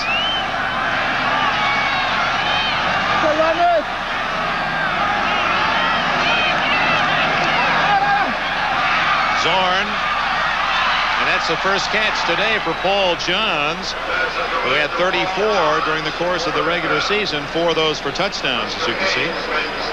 Zorn with that familiar left-hand delivery, able to spot Johns down the sideline. Johns will give you a little down, looks like he's going to drive deep. Lester believed him, pulled off to the side, but you can't blame Lester Hayes. He knows that sideline pattern's not going to kill him. The quick touchdown is the one you've got to defend against when you've got that many points on the board and your opponents don't have any. First down. This is Zachary Dixon. Dixon, who did not carry during the regular season, used on special teams and runs very well. Dixon from Temple. He was an 11th round pick for Denver. Then he went to the Giants, the Eagles, the Colts, finally this year to Seattle. Dixon showing us some moves here. The same kind of lateral shaking that you see from the good back like Kurt Warner. The same kind of lateral moves you get from Marcus Allen, but not quite the same kind of speed. Rod Martin, number 53, coming from the backside. Fine play to get back in on the heels of Zach Dixon. It's a first down at the 11. Seahawks' best drive of the game, but they trail 27-0 with 4:40 left in the third quarter.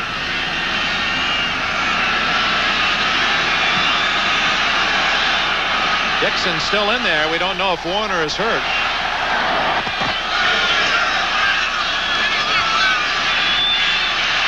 Zorn threw it away. Largent well covered. Lester Hayes had him pinned deep in the end zone, and if the ball had been thrown directly to Largent, Hayes had a sure interception. We're checking on the sidelines to see the status of Kurt Warner. It may just be an equipment problem.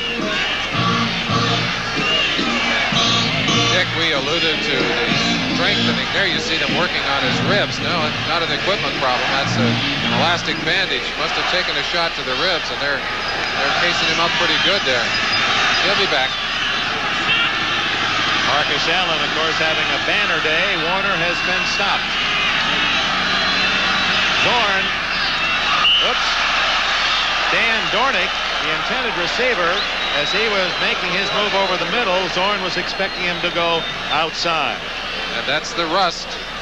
Zorn has not been playing. The timing is just not there.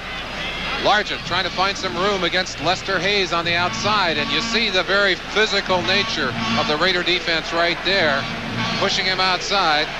And then a look inside. Dornick is the one that's coming inside. He had anticipated the throw back over the middle.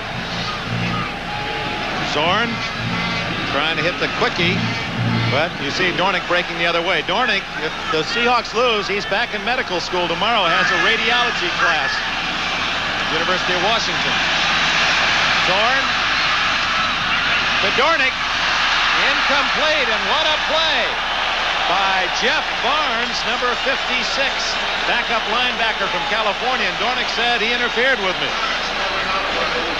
Not getting any sympathy from the officials. Not getting a yellow flag either. There's the play.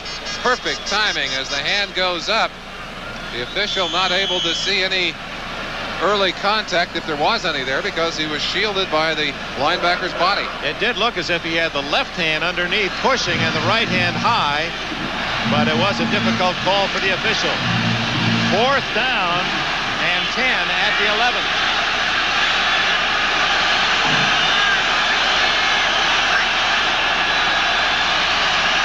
Good protection. Dornick, touchdown. Whoops, and even at that, they're still wrestling. Number 22, Mike Haynes with Dornick. So, the young man whose father is a physician, a brother a physician, continuing his studies at Washington Medical School, University of Washington in Seattle. He has himself the prescription for a touchdown. 4:01 left in the third quarter. Coming into this game, Dornick had handled the ball 29 times on third down situations, made 22 big plays. This is classic Zorn on this 4th down situation. Running to get a little extra time, throwing the ball on the run. Excellent catch, and Dornick knew exactly where that goal line was. Norm Johnson's extra point try. And the Seahawks on the board. 4 minutes and a second left in the third quarter. They stopped the Raiders once in the end zone, only to find Marcus Allen coming back to score. But on this play, Zorn scrambling, buying time, finds his favorite 3rd and 4th down receiver, Dornick, and 7 points for the Seahawks and Chuck Knox. Knox finally has something to cheer about. Well, he's given the Seahawk fans their greatest season. Now they have something to cheer about in this ball game.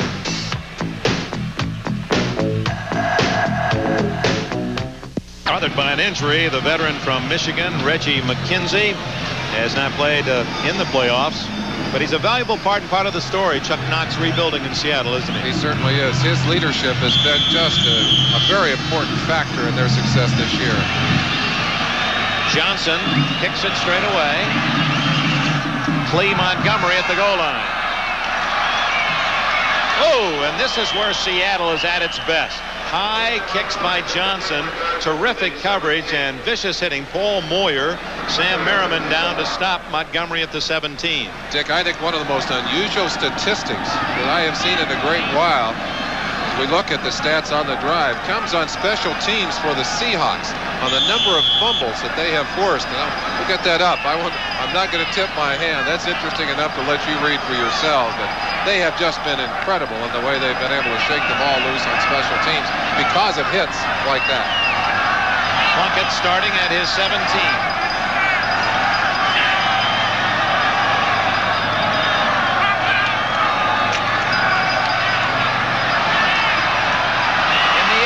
Intercepted by Bruce Schultz, and the Seahawks have it at the Raider 25-yard line.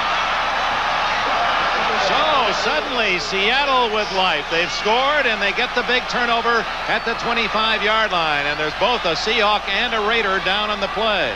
Malcolm Barnwell, the intended receiver, I believe that's Schultz, that's still on the ground. He was the man that took the shot. Charlie Hanna, the injured man, down for the Raiders. The isolation here on Barnwell, and it's a good pass. skips off his shoulder. Watch it right here. The ball is thrown. He goes up. It's the hands that bounces off. But boy, that is dangerous. You can't tip that ball in the air. You got too many white shirts back there. Bruce Schultz comes up and takes a real shock to the ribs. Looked like Hanna that leveled Schultz on the play. They were both hurt on the same tackle. Here's Plunkett. You can't blame the quarterback for that one. That's right into the receiver's hands. Now watch the quick reactions of Bruce Schultz, who's had a good day. And here's the tackle that hurt the two of them. Hanna and also Christensen in on the stop. Schultz, the big 6'6" linebacker, has not gotten up yet. George Anderson, the trainer, out for the Raiders, along with Dr. Rosenfeld. And the other side, it's Jim Witzel and Dr. Trumbull. They've got all the troops out there today. This is a physical game, Dick. And let's talk about something else. The Seahawks have gotten a couple of other turnovers early. You see the pain there. Looks like Hanna may have come down on that elbow and shaken that shoulder a little bit. See if we can see more of what happened. Hanna will come from the left side of your screen. As Schultz cuts back, Hanna is right there to hit him. Now, I believe he may have hurt himself when he hits the ground. He came down on his elbow right there. I think maybe that you see the pain right there. I think that's when he got hurt. Seahawks go to Schultz. Have the ball at the 25-yard line. Warner is back in the game. That turnover table starting to even out.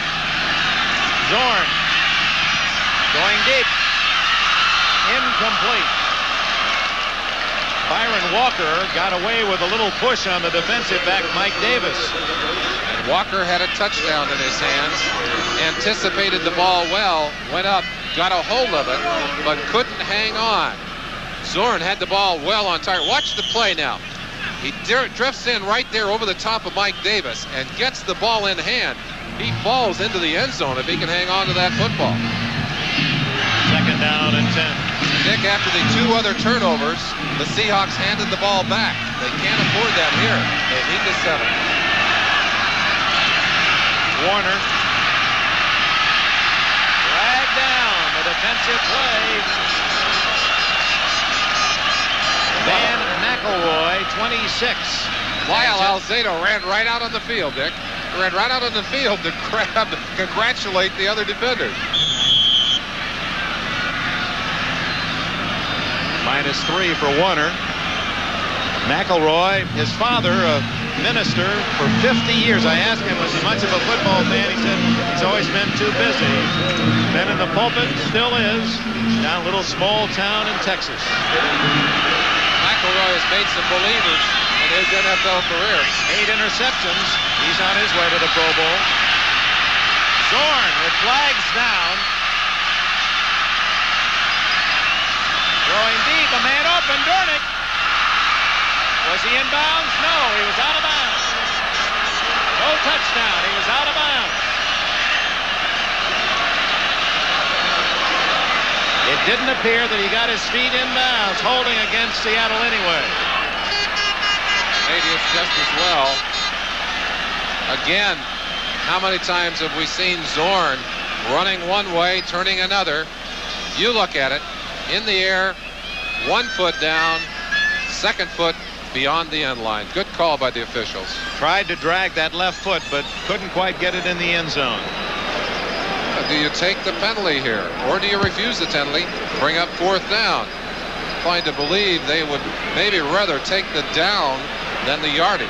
No, they're going to take the yardage. Yeah, that's an interesting call. It has been a long 3rd quarter, still 2.5 minutes left. That's a vote of confidence for the defense. Holding on number 69, offense, still 3rd down. Trying to read lips. It appeared to be against 65 Edwin Bailey, but not certain.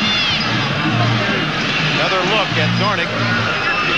Goes up with the right foot, comes down, and the left foot did not appear to. Zorn going deep again, could be intercepted. Lester Hayes was closest to the ball. That brings up 4th down and 23. And even though we're seeing a kicking team onto the field, the Raiders aren't going to believe that. They're going to be playing as if it's a regular series play. Jeff West, the punter, is on. Zorn leaves the field. Injury to Charlie Hanna was to the ribs. He may not return. Steve August has a knee injury, and he will not return to the Seattle lineup. This game taking its physical toll on both teams.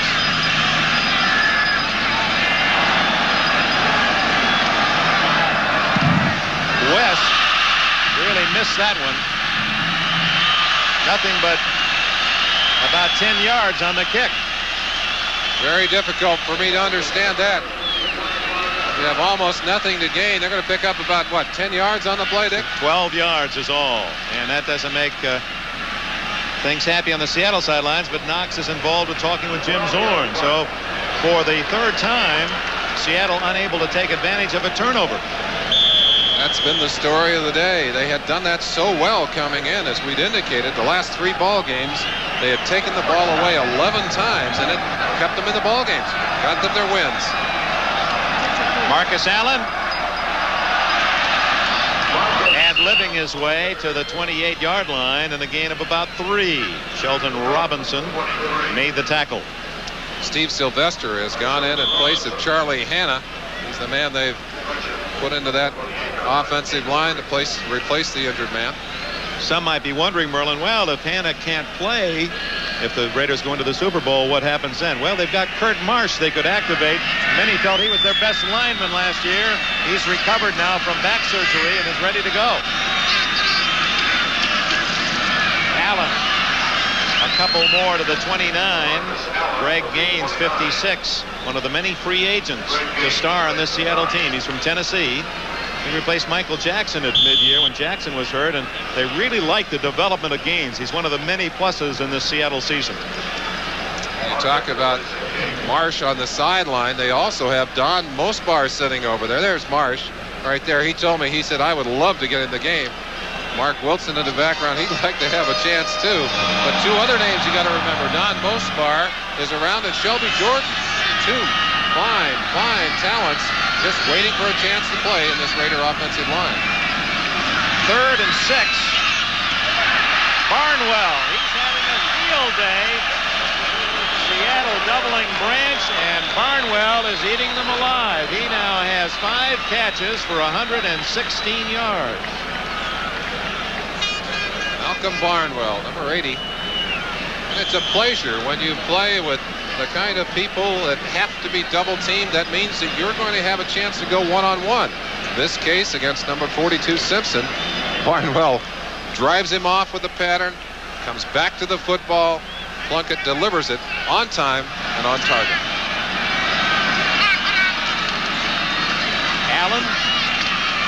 Ooh, you could hear the pads crunch on that one as Moyer came up to make the hit. Well, the point's well taken, too, and it applies to all sports, team sports, Merlin. When you have such good talent, it's like being in a baseball lineup. You get to hit in front of Mantle and Maris, you're going to get some pretty good pitches, and you become suddenly a better hitter than if you were in a team that was down buried in the cellar. Certainly one of the essentials for playoff success, the kind of balance that forces you to respect all of the things a team can do to you. Well, Malcolm Barnwell is collecting that. We'll be back with a 4th quarter after these messages from your local station. The Coliseum in Los Angeles, and the crowd announced at 88,734 is a new playoff record for the American Conference. The previous mark in 1973, when the Raiders played at Miami's Orange Bowl, 79,000 plus, nearly, well, over 9,000 more than that, 88,734. Statistics continue to reflect the dominance, offensively and defensively, of the Los Angeles Raiders.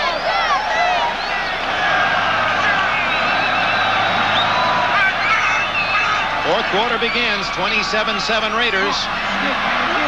Marcus Allen to the Seattle 48, short of the first down. It'll be about 3rd and 4. Paul Moyer, Arizona State. Greg Gaines, Tennessee. 2 free agents make the stop.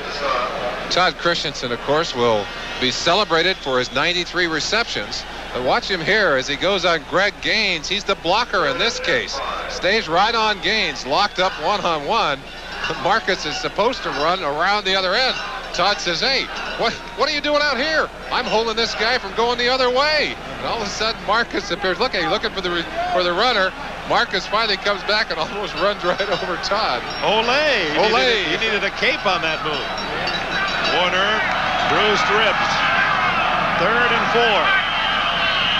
Come on! Plunkett angry. Did you hear him? He's very upset. That's one of the things that's interesting about this Raider team. It's on-field control. Plunkett calls the signals down there. Of course, he works with Tom Flores and he works with a set offensive plan. But there's no question that they take some advantages of other teams because Plunkett is such a veteran leader. He knows what's happening out there. Bruce Schultz getting some work on the sidelines, but Plunkett is a man who can take advantage of the little things that he senses on the field as a quarterback. That was a 5-yard procedure penalty. 3rd and 10.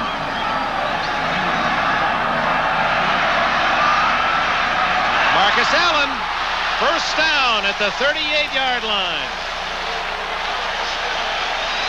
Boy, Plunkett did a great job of just rainbowing that pass over 2 linebackers and right into the leaping efforts of Marcus Allen. That's kind of like shanking the ball off the tee and dropping it into the trap and rolling it up onto the green and stopping a few feet away from the pin. Not pretty, but boy, is it effective. Not a bad effort at the receiving end. First down at the 38. Washington Redskins. We congratulate Joe Gibbs' team again, undoubtedly watching, looking for their opponent for the Super Bowl. Todd Christensen and Greg Gaines, an immediate hit at the 34-yard line. Now, meanwhile, Al Davis watching from the press level, constantly at practice. He is probably, of all the owners in the game, there's no question he does more coaching type things. What are his other roles? Hands-on management, and certainly he is the power source for this team. Oh, an incredible job. He lets his players know how he feels about winning and losing, and they have an unusual attitude here. Winning is expected here. Oh, an incredible job. He lets his players know how he feels about winning and losing, and they have an unusual attitude here. Winning is expected here. Greg Pruitt with a carry.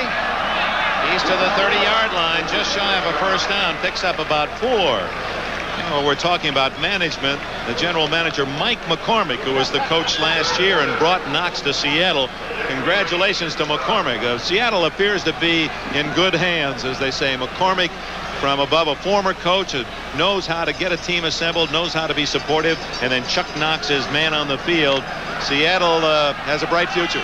A different kind of partnership than Davis has with his coach Flores, but equally effective in this season, at least up to this point. Plunkett scrambling again, and another first down to the 19-yard line.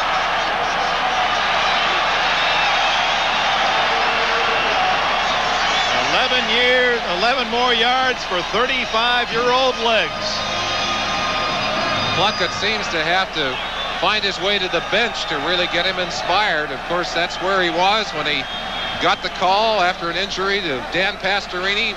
Took his team to the Super Bowl, big victory over the Philadelphia Eagles. And here he is again, coming back to play with such great effectiveness after Mark Wilson had replaced him in the lineup. And then, with a shoulder injury, said, hey, your turn again.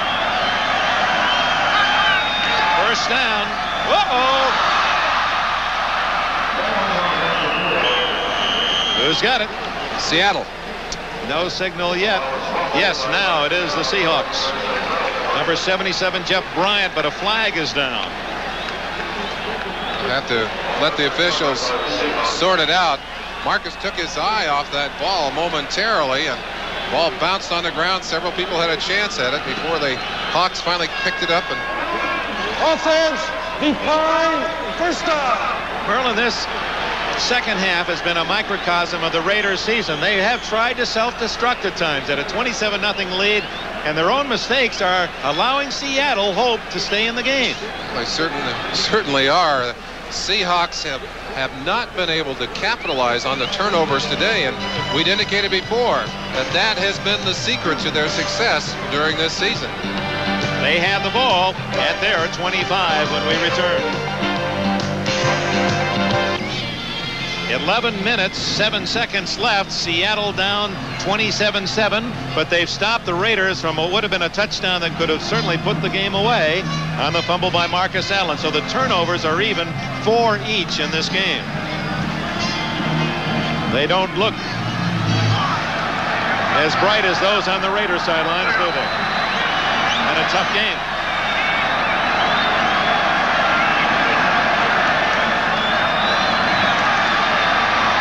Zorn, incomplete.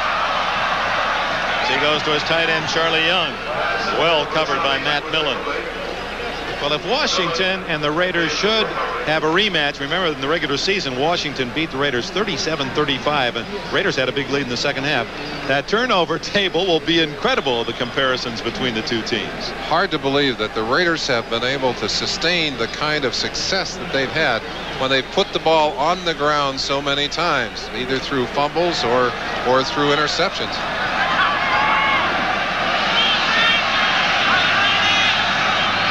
Second and 10.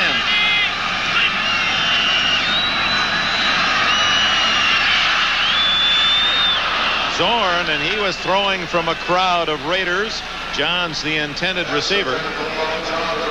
The Washington Redskins had that phenomenal record this year of not giving up the ball but taking it away constantly. We'll give you that in a moment. Now that statistic on the turnover table. Washington an amazing plus 43. The Raiders a minus 13, a difference of 56 in turnovers, and yet here are two teams going a different way into the Super Bowl. Well, that's with Seattle. Well, Dan McElroy denies Seattle hopes. The man who intercepted 8 passes during the regular season to earn a trip to the Pro Bowl has his first today. Raiders tipped the scale back in their favor slightly. 5 turnovers to 4 today. They're not going to at least go the other direction.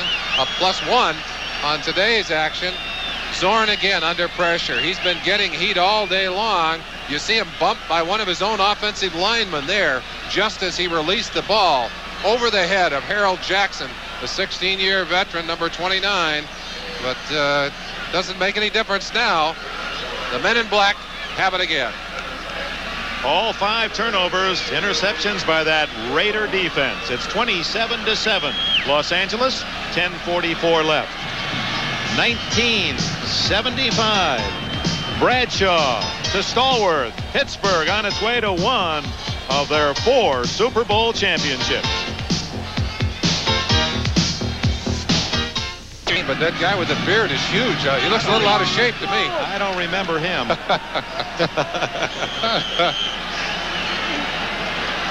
David Marish. We'll get a chance to hear from Washington's reaction to this game. Raiders in front 27-7, have the ball at the 49 of Seattle. Kenny King to the 49. Dave Brown made the tackle. King has not been used much today. A time perhaps for Tom Flores and his staff to begin to consider taking some of their key people out of this game. One of the Seahawks still on the ground after that last play. King's first rush of the game, no yards. Shelton Robinson, who had his 2 biggest games against the Raiders. He recovered a fumble in the first game, went 9 yards for a touchdown. And in the second game when Seattle upset the Raiders here, he had a 12-yard fumble return for a touchdown. Not bad for a linebacker. Not bad at all. List of the Pro Bowl bound players for the Raiders, and as is fitting, the AFC champion is sending a whole hatful of folks. Christensen, Hayes, Hendricks, Lawrence, Long, Martin, McElroy, Pruitt. They've earned the trip. Yeah, the Raiders were the best record in the American Conference, 12-4. Washington 14-2. And you think about that game at DC Stadium, the Raiders ever so close to beating Washington. Had they, both teams would have finished at 13-3, and it appears that'll be the matchup in the Super Bowl. Dick, people watching at home may wonder, as a player, looking at a team you have to play next week, what do you watch? Now, the players eyes are really trained and drawn to their specialty on the field. As a defensive tackle, I watch the interior line. I watch the other defensive tackles. As a receiver, you'd be watching defensive backs and watching receivers. You'd be almost thinking your way through those situations, putting yourself into that game, anticipating what you would do, trying to visualize the matchup for next week. You don't really, not like studying a film where you really try to look for technique or little tips that might help you. You don't really see those, or maybe you might pick up something. You sometimes pick up the little things like that, but more likely to see them on your own training film. And of course, coming off a game like the Redskins had, a highly emotional game, a game that went right down to the wire, there's a tremendous drop emotionally. You're so high emotionally for this kind of a game going in, and then to be able to pull it away in the last seconds with that field goal by Mosley. And Mosley had an interesting day up to then. Will leave you drained emotionally. They're about ready to bounce back. You have that real slide, and then you pick back up with a surge of energy. Raiders have dominated 27-7. Marcus Allen to the 42-yard line. That will leave the Raiders 3 yards shy of a first down. Joe Norman replacing Sheldon Robinson with the tackle, number 52 from Indiana University. Norman's been out of the lineup, knee problems, was not dressed last week, and here back in the ball game because of linebacker injuries. He's not afraid to stick his head in there. And they dropped Marcus Allen, who now has 137 yards rushing. Allen had over 100 yards last week against Pittsburgh. Plunkett with a flag down is sacked at his own 47. Greg Gaines on a blitz, the linebacker, got there first. Now we'll check the penalty. Mike Haynes, midseason, and that after the deadline trade. You know, Seattle and Chuck Knox and San Diego, naturally being in the Western Division, they tried to stop the trade, but it materialized, and the Raiders, already strong defensively, pick up an all-pro cornerback in Mike Haynes. Many feel he might be the best at his position. Well, they didn't have a bad man at that position in Ted Watts, but he was perhaps the weakest of those four back there. Now that position may well be their strongest, Dick. 9:24 left in the game, and Ray Guy, as the Seahawks decline the holding penalty. Johns at his 5-yard line. Get the feeling that he's going to return it no matter where it is. Oops, he won't return that one. Guy almost missed it completely. Very competitive man, Raven Guy, and he can't believe what he just did. He may have taken his eye off the ball. You see those tight jaws. Great athletes are not very forgiving of their mistakes in a game like this. Let's see if we can pick out what he did wrong. He had to jump for the snap. He knew. Boy, did he know. We talked to Chris Barr about when he knew if he would have won. Not Minnesota. Yeah, but he did play with Minnesota. New England. New England. Okay. Yeah. New England. Bill Pickel makes the stop. David Hughes and Mike Davis slow getting up. Now that's a critical time for the winning team. They can ill afford to lose a star looking ahead to the Super Bowl. Tampa Bay, boy, that city is really afire, ready to embrace the championship of professional football. Davis grabbing his stomach, took a shot inside. We saw Harold Jackson a moment ago. 38th birthday last Friday. Coaches say he's still like a 22-year-old. I remember him as a rookie. Zach Dixon. Woo. Oh, he has run well and runs into Mike Haynes, and Haynes gets a little throw from Dixon. We'll see who gets the penalty. No question, but Haynes had a little extra out of bounds, and Dixon didn't like it, threw the ball at him. This may be one of those double personal fouls. Mike Haynes, very professional. I'm a little surprised. He may still be establishing things out there, but you don't really need that kind of play. You just got to look up at that scoreboard. You know how things stand. Watch what happens at the end of the play. Zach Dixon driven out of bounds here. Haynes pushes him right there, gives him a little shot. Dixon retaliates. A little silliness on both sides, I think, there. Personal foul, unnecessary roughness, 31, offense, Personal foul on the defense. That has become why did they bother? A cliche almost in the NFL.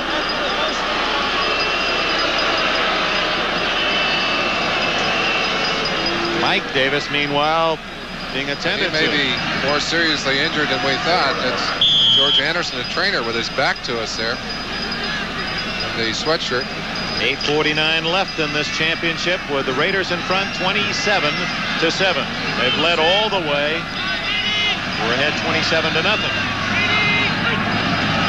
Zorn and to Largent. Almost a spectacular catch by Steve Largent. 27-7 on the scoreboard. Largent still going up for pass from Zorn, up there battling for it. The secret is concentration. Doesn't matter what the score is, you still got to give it the best shot you got. Dave Craig now a cheerleader on the sidelines. Man next to him on the right of your screen, Rusty Tillman, special teams coach. We'd like to pass along a bouquet to him. Boy, he's put some great marks in the book this year for the special teams of the Seahawks.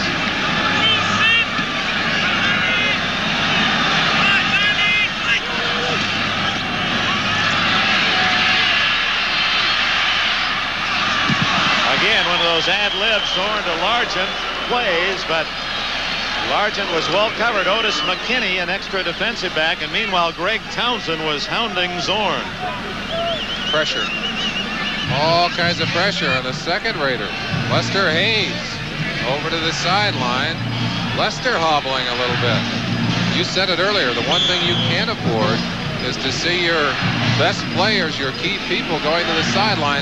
Looked like Otis McKinney just touched the back of that ball.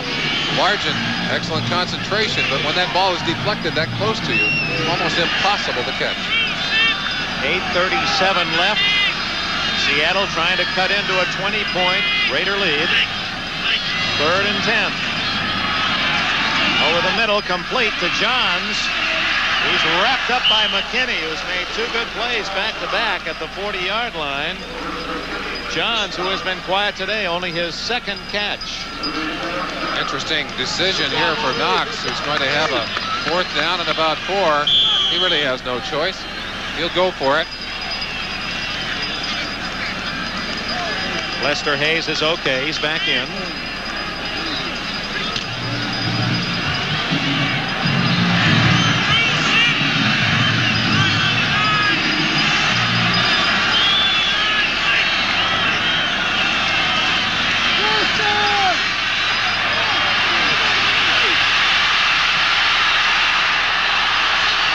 Should be intentionally grounding. The only man near the football was a tackle, Matt Hernandez. Greg Townsend. Well, they're going to call it not grounding but a sack as Townsend chases Zorn, and it appeared Townsend was equally quick of foot. Greg Townsend is going to be difficult to keep out of this starting lineup. 6'3", 240 pounds. Watch the acceleration and the speed. Zorn is not a slow quarterback. In fact, able to run extremely well. Gives him a little Fran Tarkenton in reverse there, and Townsend accelerates, has him in the grass. Otherwise, I think that would have been an intentional grounding. Townsend, as you saw, only 21 years of age, the youngest Raider. Zorn is sacked. The Raiders get the ball at the Seattle 36-yard line. AFC Championship after the 1983 season. Let's go back to 1979, one we'll never forget, Merlin.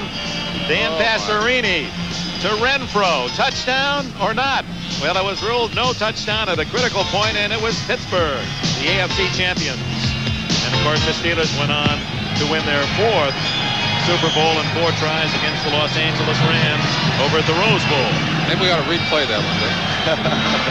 Got us in trouble, but we called it as we saw it. First down for the Raiders at the Seattle 36. Plunkett to Allen.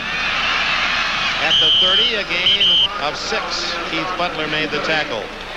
See, that was a nice throw. You could just see how he put it right in front of Allen so that he got the ball, already had his head going downfield. Soft hands, good turn, good concentration. You still see that mouse under Marcus's eye there where he took the shot early on. artwork going on the sideline. Well, this particular performance by the Los Angeles Raiders has been a work of art today, Dick. Like Lester Hayes there on the sidelines. Second down and 3. Frank Hawkins, who had a couple of fumbles. Hawkins, who had a couple of touchdowns earlier, first half. Let's see. Well, the Raiders came up with it. Todd Christensen with the ball. And Los Angeles maintains possession. You were talking earlier about Marcus's soft hands, his ability to catch the ball. At practice this week, we said, Marcus, what's ahead for you? He said, you know what, and I'm serious. I would like to do what Charlie Taylor did. I would like to be switched from running back and become a wide receiver. He said, I think I'd live a lot longer. I think I'd be a really fine wide receiver. I think he would, too. Tom Flores now begins to give his offensive players a chance to take a bow, removing a few of them from the game at a time. Wide receivers Branch and Barnwell have come out. Look at that, 84 yards offense for Seattle. Marcus going to reverse his field. Plunkett throws a block. Allen all the way to the 20-yard line. Make it the 19 before Gregory Johnson can push him out of bounds. Another sensational day for Marcus Allen. Dick, there's some things you can teach. You really can't teach this play. This is Marcus's speed that gets him out around. Number 16, Plunkett, throwing a block there on Nash with a little help from Dalby. But that was pure speed making that play possible with great acceleration as Marcus went around that other corner to pick up the first down. Marcus Allen, 147 yards rushing today. First down at the 19, 27-7. The Raiders lead, 6 minutes left. Hawkins stopped after a short game. Trying to undress him out there. There's still some good hitting going on that field. Well, I'm up here with one of the greats, Hall of Famer Merlin Olsen, and there are a couple from yesteryear in the Oakland Raiders history. Hall of Famers Jim Otto seemed to play every game for 100 years and Blanda for 200. Still got the look of an eagle in those eyes, doesn't he? Well, no, the look of a Raider, excuse me. Two greats down on the sidelines, part of this Raider heritage that has now migrated to Los Angeles. Marcus Allen driving to the 15-yard line. Greg Gaines with a tackle. Marcus, by the way, looking forward, I'm sure, now to the matchup next week. He did not play in that Washington game earlier in the year. Certainly that's something that the Redskins have to remember and take into account in their preparation. Well, over 200 yards running and receiving for Allen, and they were criticizing him that he had an off year. All he did was gain 1,000 yards rushing, catch 68 passes. He threw 3 touchdown passes.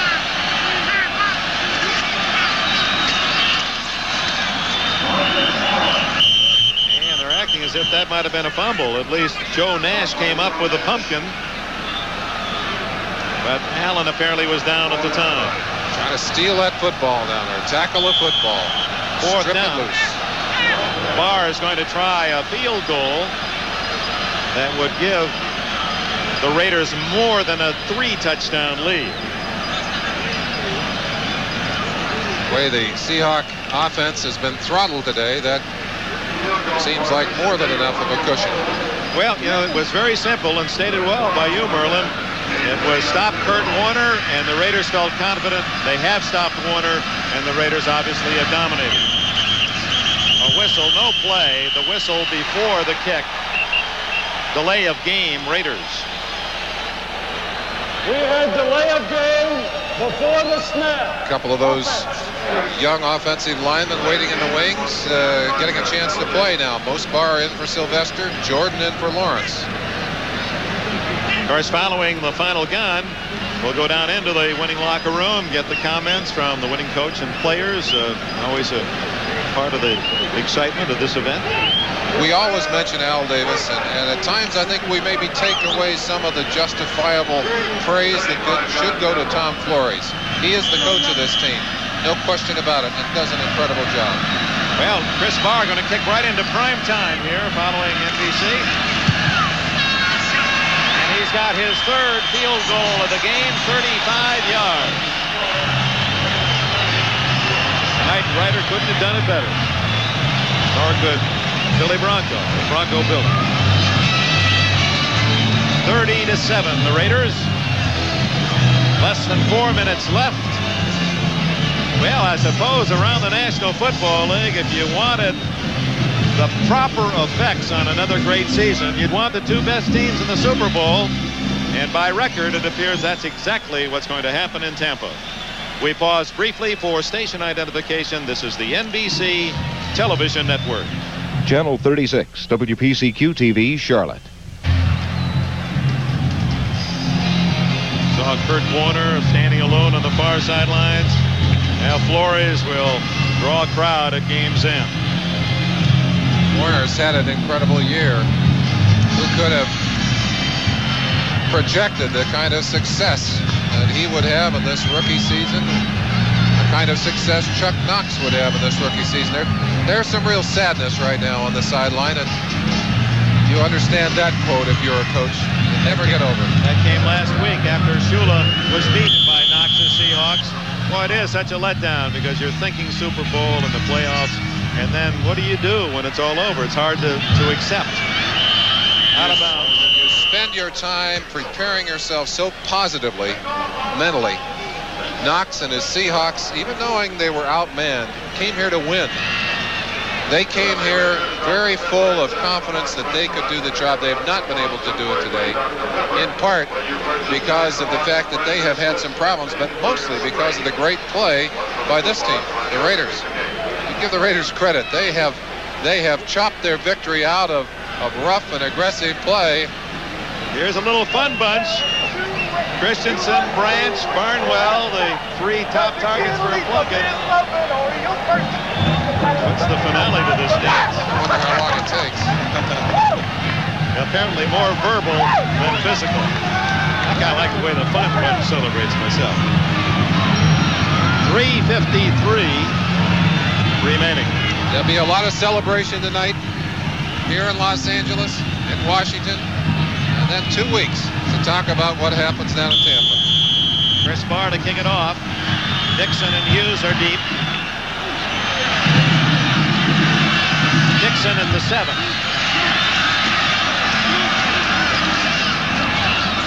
And his kickoff returns have been one of the many highlights for the Seahawks this year. He's out to the 28 as Mark Wilson begins to tune up. I want to ask you, Merlin, you were in the final championship game, one step from the Super Bowl, and never made it. How long did it take you before you really got your head and your act back together, before you recognized, wow, the season's over and it didn't all come down to what I wanted? I think the first few times that we dropped out of sight just before the Super Bowl were the toughest, Dick. But it sometimes would take me 2 weeks to a month, and it doesn't help to have all those people saying, hey, what went wrong with you? What happened? Zorn. Well, this curveball broke a little low, bounced it in there. Paul Johns was closest Seahawk. Dick, as we look at the Seahawks and look at Zorn, there's no way you can take away from them what they have accomplished in this season. And I think that's something that's important to think about. Indeed, Plunkett will lead the Raiders on to the Super Bowl, but the Seahawks have arrived. They've been here for the first time. They made their mark. They made believers out of a lot of folks down there in Miami. They didn't make it this day. But I think they will be back. They'll be back here again knocking at the door. The Seahawks have completed only 9 passes today. Zorn makes it 10 to Dornick. As he throws underneath short of the first down at the 36-yard line.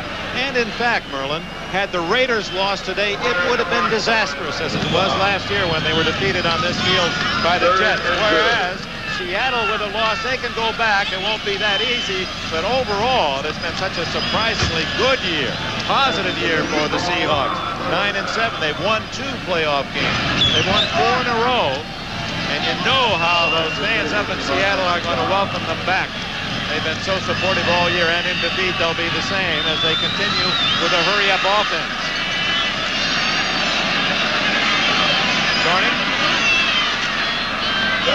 Dick, there's another thought. That is that we always remember the last game of the year, and certainly as fans, we're conscious of who lost that Super Bowl game more than who lost out in this championship game. There are some coaches who'll say, hey, if you're going to lose the week before the Super Bowl. Don't be the loser in the Super Bowl. Only 1 of 28 ends the season on a true winning note. That's kind of sad in a way. The other 27 are losers. Even the team that goes to the Super Bowl and does not prevail. Well, there were 24 teams watching on television today wishing they could have been in one of these two games. Zorn to Dornick. Of course, each of these plays successful, but also eating up the clock, and that's the Raiders' thought as we're down to the 2-minute warning. 2 minutes left. 30-7 Raiders.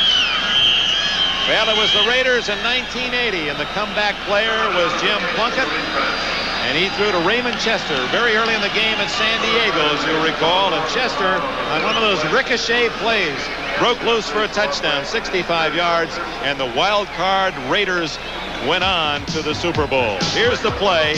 The Raiders, the only team, has a wild card to win 4 games, and then after this play to the Super Bowl, beat the Eagles. And just as Chester gallops home, we're going to take you to this fantastic finish.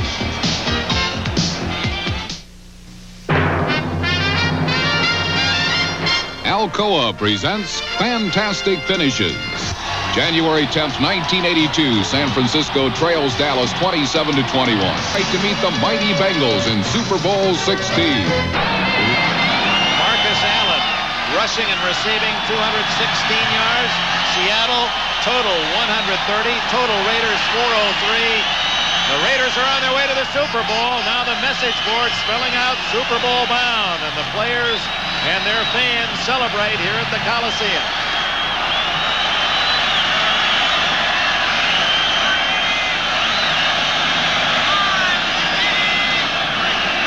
Seattle cosmetically trying to change the score. Again underneath the Dornick. And that play works again for yardage, as the Raiders will give that short gainer just to let the clock chew away. McKinney made the tackle. Well, somebody knew. They were 37-35 in the regular season at Kennedy Stadium, and Marcus Allen did not play in that game. Flag down, complete to Largent at the 5-yard line. He is hammered. Now let's check the penalty. I believe we've got a holding call out there that will march it back.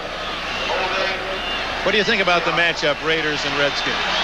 2 power teams, physical football teams. That's the name of the game. Big teams. And they're a lot alike in the way they play their football. Some subtle differences. Riggins, of course, the running attack, basically, of the Redskins, along with the quickness of Washington. Here they use Marcus Allen outside, Hawkins inside. But both teams will take the ball deep. Both have quarterbacks that can do it. Defensively, 2 great defenses. That's good matchups in terms of pressure, good matchups in terms of balance on both sides. I think it's a great game. You know, it reminds me of the Dallas-Pittsburgh matchup a few years ago at the Orange Bowl. 2 great teams. 1:20 left. Complete to Johns. Finally bumped out of bounds at about the 9-yard line. Where it'll be first. Well, no, it will not be a first down. They had 1st and 20. It'll bring up 2nd down and about 7.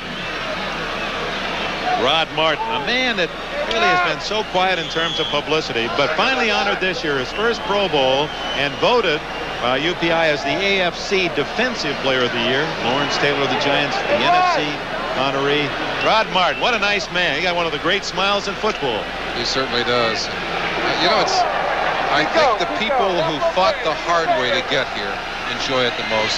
He certainly qualifies there.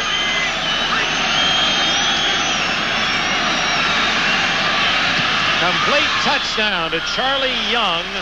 Young, who will not continue that string of Super Bowl every other year. 79, he was with the Rams. They went to the Super Bowl, lost to Pittsburgh. 2 years later, he was with the San Francisco 49ers. They won the Super Bowl over Cincinnati. And now with Seattle, he hoped to make it 3 for 3. Jeff Barnes, 56, gives him a good chuck. But that's not as important as what Jim Zorn gives him. Hands him the football. Zorn, left-hander delivers, and he knows. Norm Johnson with a point after it.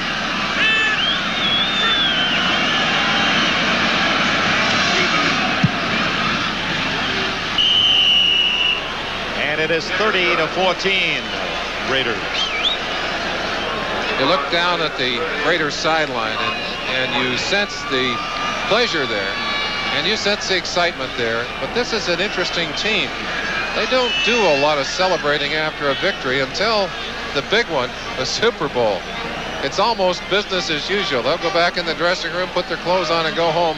They'll be smiling and happy, but they know that the work's not finished until you finish it up right in the Super Bowl. And while this is our finale, I want to thank especially Ted Nathanson, Larry Cirillo, who have directed and produced most of the games as we have worked, Merlin Olsen, and you talk about artists and great talents in this business. Well, we want to thank those two gentlemen especially for their great work.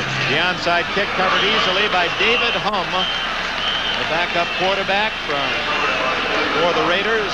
Humm from Nebraska. He was signed at mid-year when Mark Wilson went down. The Hummer, look at that smile. I'll be kidding him about that big play. Well, I tell you, he showed some good hands on that play.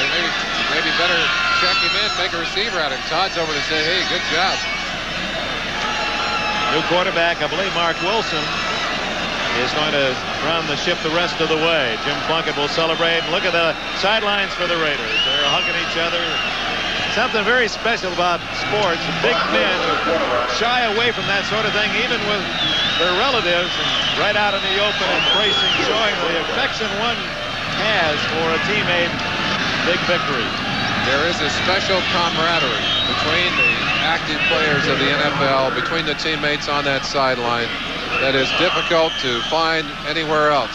What they go through together, what they share together, the feelings they have about their coaches, their teammates, very, very special. And things change. The minute you walk out of that relationship as an active player, they still like you and you're a buddy. But you never again have that very special one-on-one relationship. Well, the season comes to an end for Seattle. What thrills they brought their fans. And for the Raiders, they expected to go to the Super Bowl all year long. There's something about knowing you're good, not hoping you're good, but knowing you're good, whether it's an individual or a team. And quality has prevailed. They'll get their chance. Find two teams with that kind of winner's confidence. Tee it up. They'll be ready. It was 20-0 at the half. The Raiders had it fairly well tucked in their back pocket. Seattle matched the Raiders' touchdown in the third quarter. It's now 30-14, approaching the final gun. Hawkins to the 44-yard line. I want to thank the Cord, the Costanza. Joe Costanza, our statistician. Tim Tallman, Shep Goldberg, Dennis Mnuchin, Andy Apodaca, Phil Olson. The support today. Fran Bellini. Kind of hate to see the season end, don't you? I do too. Been such an enjoyable year. A kind of a crazy year, though, Dick. It wasn't the surprise finalists, though, in the Super Bowl.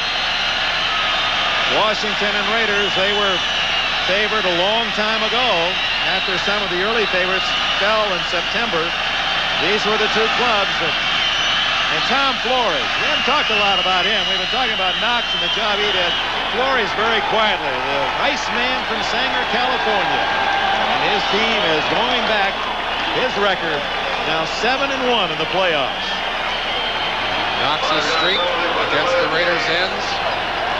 His numbers in the Coliseum drop a bit. As we said, their trip home will be full of memories of a good season, even though this game will not go in their book of happiest moments. Now, delay of the game. This will be the final play. NFL 83 will take you right into the locker room where the Raiders get their comments. Mark Wilson sits on it, and the Los Angeles Raiders pack their bags and head to Tampa. Congratulations to the Redskins and the Raiders, champions of the National and American Conferences in 1983.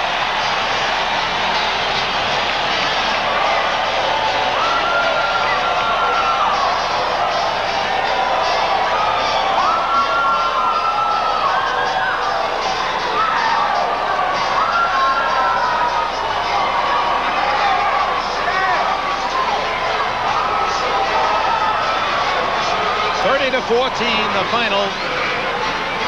Before the largest crowd to ever see a championship of the American Football Conference at the Coliseum, where we will return in just a moment.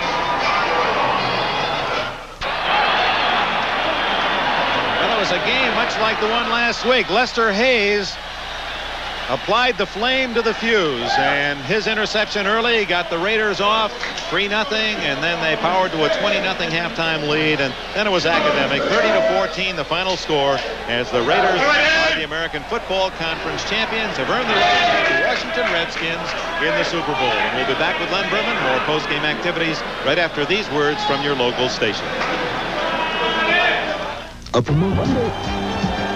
Back at the LA Coliseum, one of the goalposts has come down. The other one is safe for now as the LA Raiders and the LA fans head to the Super Bowl. Of course, the Raiders have been there as the Oakland Raiders.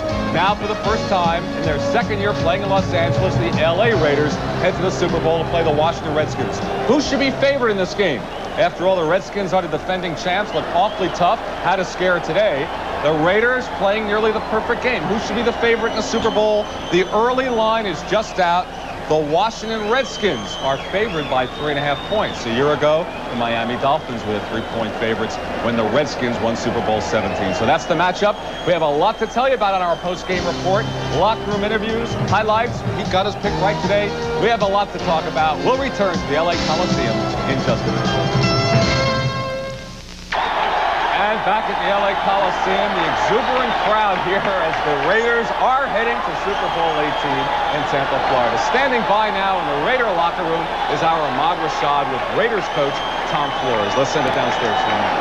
Coach played like true champions. You got to be proud of this football team. I'm so proud. I tell you, it's a great feeling. This is what you dream about.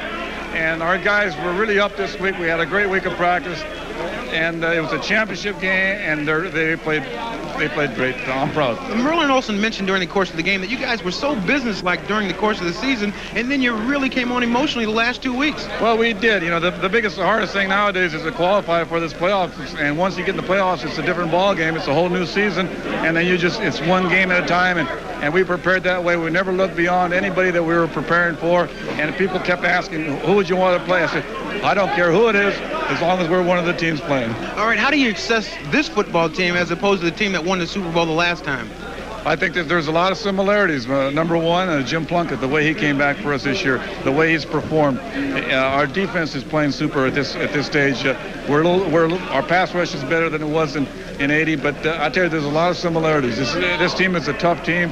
It overcomes anything you put in front of it. I know you're happy about the win today, but what about the Washington Redskins? They're awesome, but I guess we look pretty good today too. So I tell you, we had a great game with them early in the season, and I look forward to playing the Redskins because we like to play good teams. All right, thanks a lot, Coach, and congratulations to you.